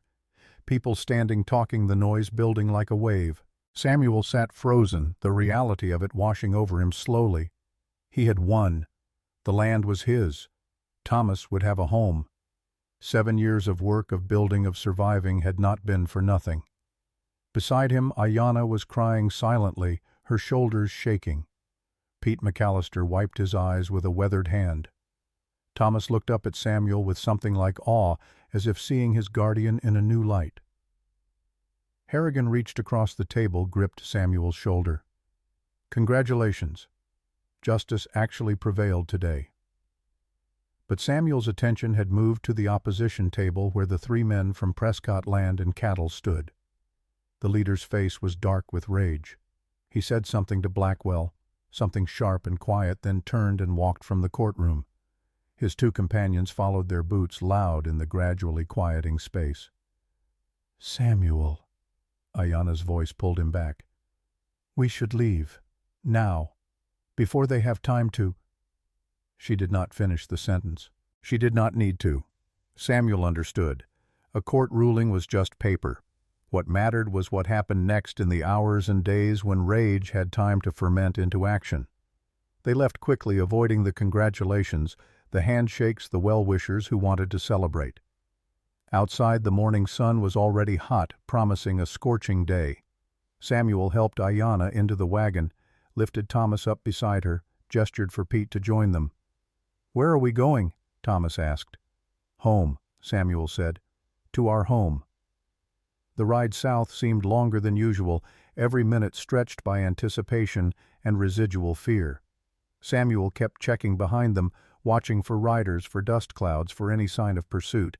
But the road remained empty, the desert quiet except for the creak of wagon wheels and the steady clip of horse hooves. When they finally reached the ranch, Samuel felt something in his chest loosen. The white house with its split-rail fence, the barn where Pete now lived, the fields where wheat would grow come spring, all of it his, legally, officially, undeniably his. They climbed down from the wagon. Thomas ran ahead to check on the chickens. Pete headed to the barn, moving slowly, looking older and more tired than Samuel had ever seen him. Ayanna stood beside the wagon, shading her eyes, looking at the house as if seeing it for the first time. "What are you thinking?" Samuel asked. "I am thinking about circles," she said.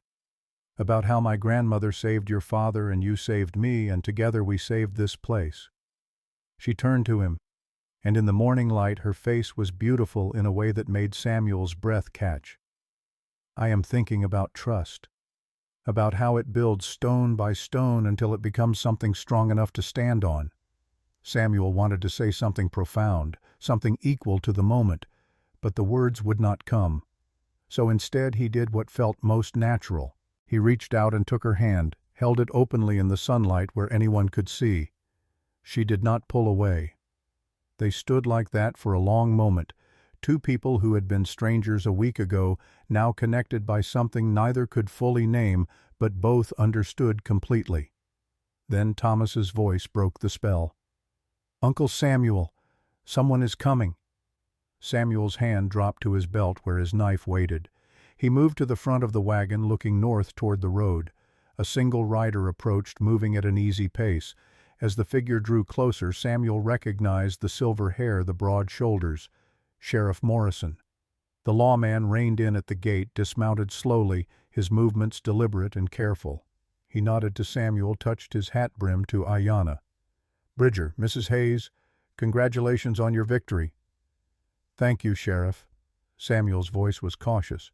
"What brings you out here?" Morrison tied his horse to the fence rail, walked forward until he stood face to face with Samuel. His expression was serious but not hostile. "I came to apologize, and to explain." He glanced at Ayanna. "Mind if we sit? This might take a while." They gathered on the porch, Morrison and Samuel on the steps, Ayanna in the rocking chair, Thomas and Pete standing nearby. The sheriff pulled out a pipe, packed it with tobacco, took his time lighting it. Finally he spoke. "I told you yesterday I was building a case, that I could not testify because it would jeopardize my investigation. That was true as far as it went." He puffed on the pipe smoke, rising in lazy spirals. "But it was also cowardice. I was afraid to stand against Prescott Land and Cattle because they have connections, money, power. I told myself I was being strategic when really I was being afraid." Samuel said nothing, just waited. Judge Barnes ruling the way he did changed things. He gave me cover, made it possible to move without looking like I was acting alone. Morrison reached into his coat, pulled out a folded document. "This morning I arrested 3 men. Clayton Voss, the leader of the group that threatened you, and 2 clerks from the Territorial Land Office, the ones who testified yesterday." He handed the document to Samuel. It was a warrant signed by Judge Barnes charging all 3 men with conspiracy to defraud, extortion, and theft of public documents. "Voss talked within 2 hours," Morrison continued. "Gave up everything, names, dates, money amounts. Turns out Prescott Land and Cattle has been running this scheme for 8 months. 23 families have lost their land. The company would identify properties they wanted, Have someone steal the original claim certificates, file new claims, then force the original owners out. He paused. Your case broke it open. The pattern was too obvious. The judge's ruling made it impossible for them to continue. Samuel looked at the warrant, at the names written in official ink, at the charges that would destroy the men who had threatened his family. He should have felt satisfaction, victory, but mostly he just felt tired. What happens now? He asked. Criminal trials, probably in the territorial capital given the scope of it. The company itself will likely survive, but everyone involved in the fraud will face prison time. Morrison stood, knocked ash from his pipe. And the other families who lost their land will have their claims reviewed, restored where possible. Because of yesterday's ruling. Because you stood up. Because you fought when it would have been easier to walk away. Morrison extended his hand. I should have stood with you sooner. I am sorry I did not. Samuel shook the offered hand. You are standing now. That is what matters. After Morrison left, Samuel sat on the porch for a long time, watching the afternoon shadows lengthen across his land. His land. The thought still felt strange, new, like a shirt not yet broken in. Ayanna came out eventually, 2 cups of coffee in her hands. She gave him one, sat in the rocking chair, and for a while they just rocked and drank and watched the desert light change from white to gold to amber. What will you do now? Samuel asked finally. I have been thinking about that. Ayanna stared into her coffee cup, as if reading the future in the dark liquid.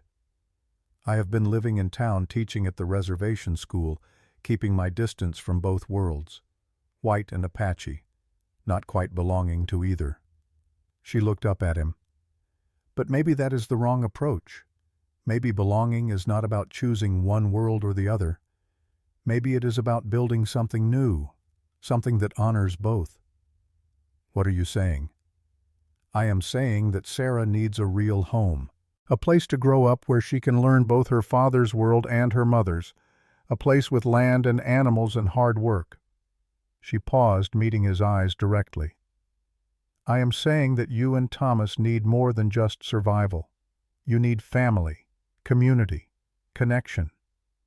Samuel's heart was pounding now, understanding where she was leading but not daring to assume. I am saying, Ayanna continued, her voice steady despite the weight of the words, that my grandmother was right. The one who saved me needed to be saved himself. And maybe the way we save each other is by building something together, stone by stone, like she taught us. Ayanna. Samuel set down his coffee cup, turned to face her fully. Are you asking what I think you are asking? I am asking if you would consider letting Sarah and me stay, not as guests, not temporarily, but as family.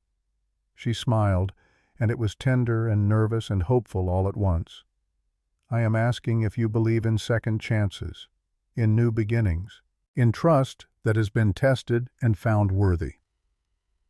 Samuel thought about his wife dead 3 years, thought about the son he had lost buried under tons of rock and earth, thought about the years of grief and guilt and slow suffocation under the weight of failure. Then he thought about the woman on the mountain clinging to stone, giving up hope until a stranger stopped. Thought about a hummingbird carved by old hands carrying prayers forward through time. Thought about his father saved by an Apache medicine woman who became the grandmother of the woman sitting before him now. Circles completing themselves, debts paid forward instead of back, trust like water finding its vessels. Yes, Samuel said. His voice was rough with emotion. Yes to all of it, to family, to new beginnings, to building something that honors what was and what could be. He reached out, took her hand again. Yes, Ayanna, stay. Make this your home. Make us your family. To whom she was crying again, but smiling through the tears. It will not be easy. People will talk. They will judge. An Apache woman and a white man, a mixed child and an orphaned boy building a family together. Let them talk. Samuel squeezed her hand. Let them judge. We know the truth. We know what matters. Thomas came out, then looked at them, holding hands. At the tears on Ayanna's face, at Samuel's smile, the boy's eyes went wide with understanding. "Is Miss Ayanna staying?" he asked cautiously, as if afraid the answer might shatter if spoken too loud. "She is," Samuel confirmed. "She and Sarah, if that is all right with you." Thomas thought about it for exactly 3 seconds. Then he grinned, a real genuine grin that Samuel had not seen in 2 years. "Can I teach Sarah to ride a horse?" the boy asked. Ayanna laughed through her tears. "If her mother allows it, yes." "Then I think it is a great idea," Thomas said solemnly. Then he ran off, whooping with joy, releasing energy that had been bottled up for too long. That evening they celebrated with a simple meal. Samuel had killed a chicken that morning, and Ayanna roasted it with wild onions and potatoes from the root cellar. Pete joined them, bringing a bottle of whiskey he had been saving, pouring small amounts for everyone except Thomas, who got cider instead. They toasted to victory, to justice, to new beginnings, to family however it was formed, whatever shape it took. As darkness fell and the desert cooled, Samuel and Ayanna walked out to look at the land. The stars were emerging brilliant and countless, turning the sky into a river of light. "I want to return to the sacred circle," Ayanna said, "to tell my grandmother what happened, to show her that her prayers were answered." "When?" "Tomorrow, if your ribs can handle the climb." "My ribs will manage." Samuel looked at her profile in the starlight, at the strength in her face, the peace. "Will you take Sarah?" "Yes. She should see the place, should understand where she comes from, should know about the hummingbird and the trust it represents." They stood in comfortable silence, listening to coyotes sing their evening chorus, listening to the wind that never stopped listening to the sounds of home. 6 months passed. The seasons turned as seasons do, indifferent to human drama, caring only for the eternal cycle of heat and cold, wet and dry growth and dormancy. Winter came to the Arizona territory, bringing cool nights and occasional rain that turned the desert briefly green. Sarah arrived in November, a shy 8-year-old with her mother's dark eyes and her father's freckles. Thomas took to her immediately, appointed himself her protector and teacher, showing her how to gather eggs, how to pump water, how to read the signs that meant a storm was coming. Pete McAllister stopped drinking. He worked on the ranch now, earning his keep through carpentry and fence repair. His hands remembering skills they had forgotten, his dignity slowly returning.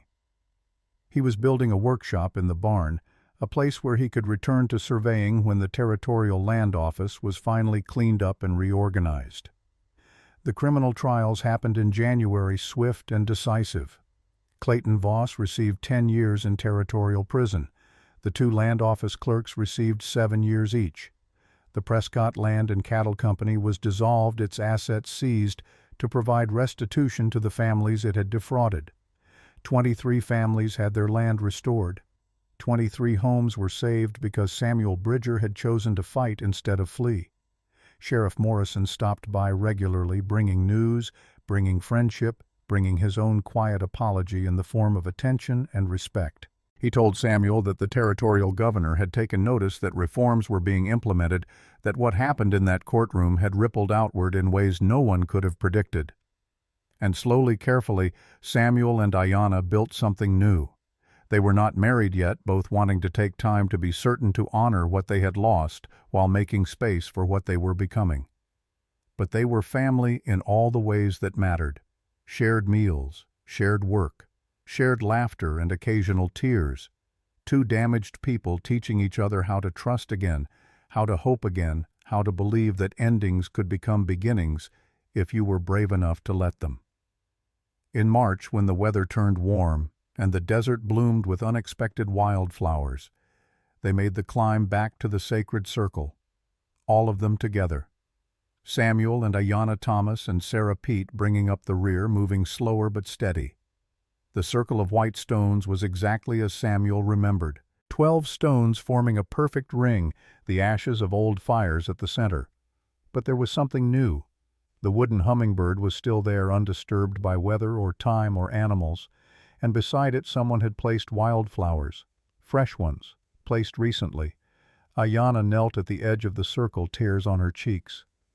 "The Apache women come here still," she whispered, "to pray, to remember, to honor her." Samuel knelt beside her, pulled the silver pendant from beneath his shirt. He had not taken it off since that day on the mountain when everything changed. He held it in his palm, the turquoise eyes catching sunlight, the wings spread wide in eternal flight. "What should we do?" he asked quietly. Ayanna thought for a moment. Then she reached into the bag she carried, pulled out 3 small wooden carvings. Hummingbirds, each one about 2 inches tall, each one carved with love and care during the long winter evenings. "I made these," she said. "One for each child. One for Pete, so they understand, so they remember, so they carry the lesson forward." She placed them in a row beside the original carving, beside the wildflowers.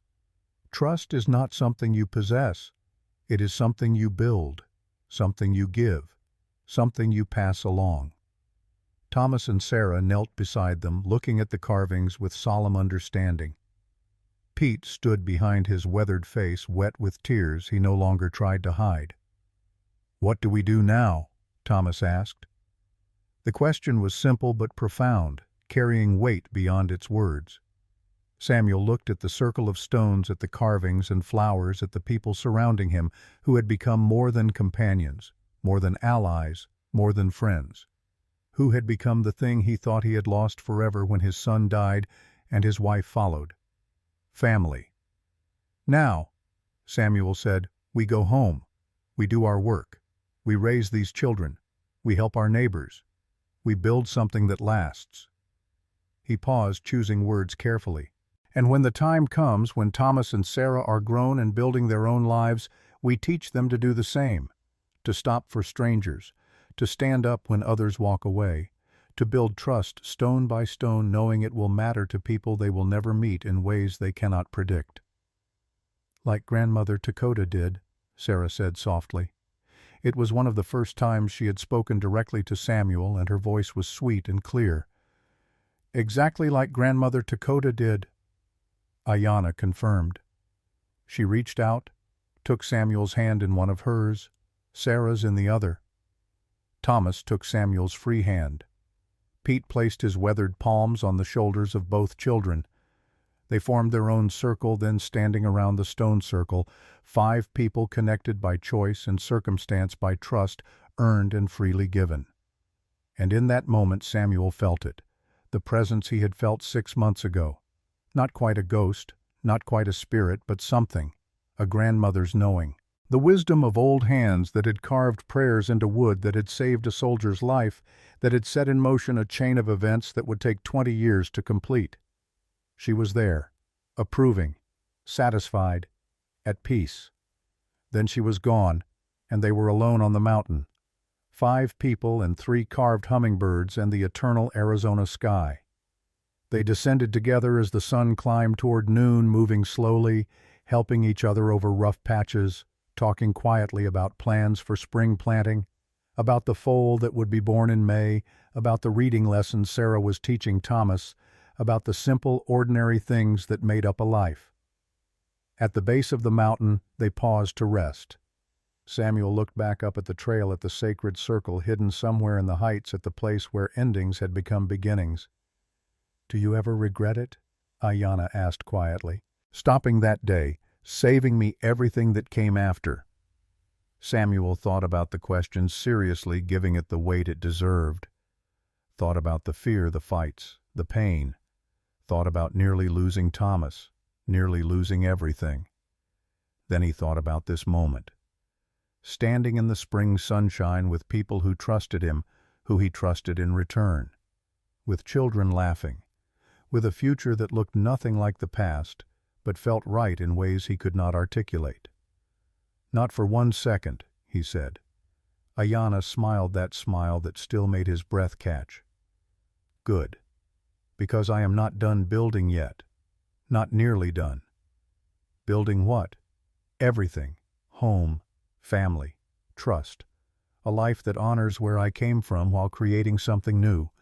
She gestured toward the ranch in the distance. "Stone by stone, Samuel Bridger. That is how circles get completed."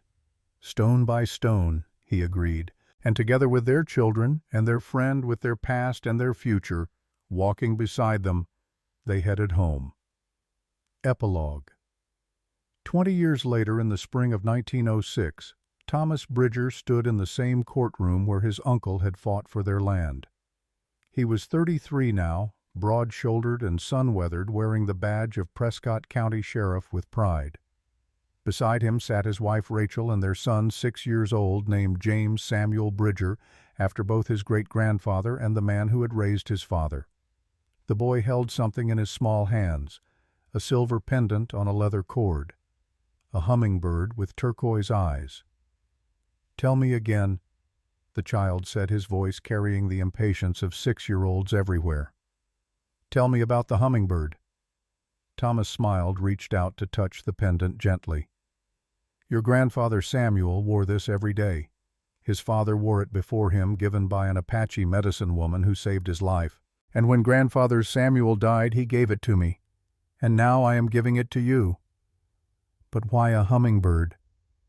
"Because hummingbirds never give up. They fight the wind. They fly impossible distances. They are small but mighty, and they teach us that sometimes the smallest acts of courage create the biggest changes." The boy considered this solemnly. "Like stopping to help someone." "Exactly like that."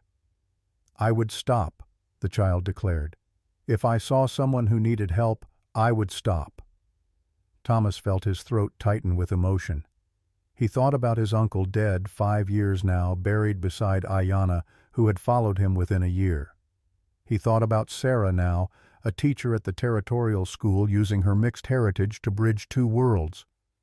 He thought about old Pete McAllister, who had lived to 95, who had spent his last years training young surveyors to be honest, to be thorough, to understand that their work mattered. He thought about circles completing themselves, about trust passed forward through generations, about lessons learned on mountainsides and in courtrooms and around dinner tables where families were built stone by stone. "I know you would," Thomas said to his son. He lifted the pendant's cord, placed it around the small neck. "This is yours now. Wear it. Remember what it means. And when you are grown, when you have children of your own, pass it along. Tell them the story. Make sure they understand." "Understand what?" Thomas looked at his son, at those innocent eyes that had not yet learned how cruel the world could be, how indifferent, how willing to walk past suffering without stopping. "That we save each other," Thomas said. "That trust is built stone by stone. That every choice to help instead of hurt, to stop instead of walk away, matters more than we can ever know. That the person you save might save someone else, and that person might save another, and the circle goes on, rippling forward through time." The boy touched the pendant, feeling its weight. "Like throwing a stone in water." "Yes, exactly like that." Outside the courthouse, spring sunshine painted Prescott in shades of gold. The town had grown transformed from rough frontier settlement into something approaching civilization. But the mountains remained unchanged, eternal, holding their secrets and their sacred spaces, waiting for the next person who would need to learn what Samuel Bridger had learned on a September morning in 1885. That some debts are meant to be paid forward. That trust once given echoes through generations. That circles patiently built eventually complete themselves. Thomas took his son's hand, and together they walked out into the bright Arizona day, carrying forward a legacy of hummingbirds and hope of stopping when others walked away, of building something that would outlast them all.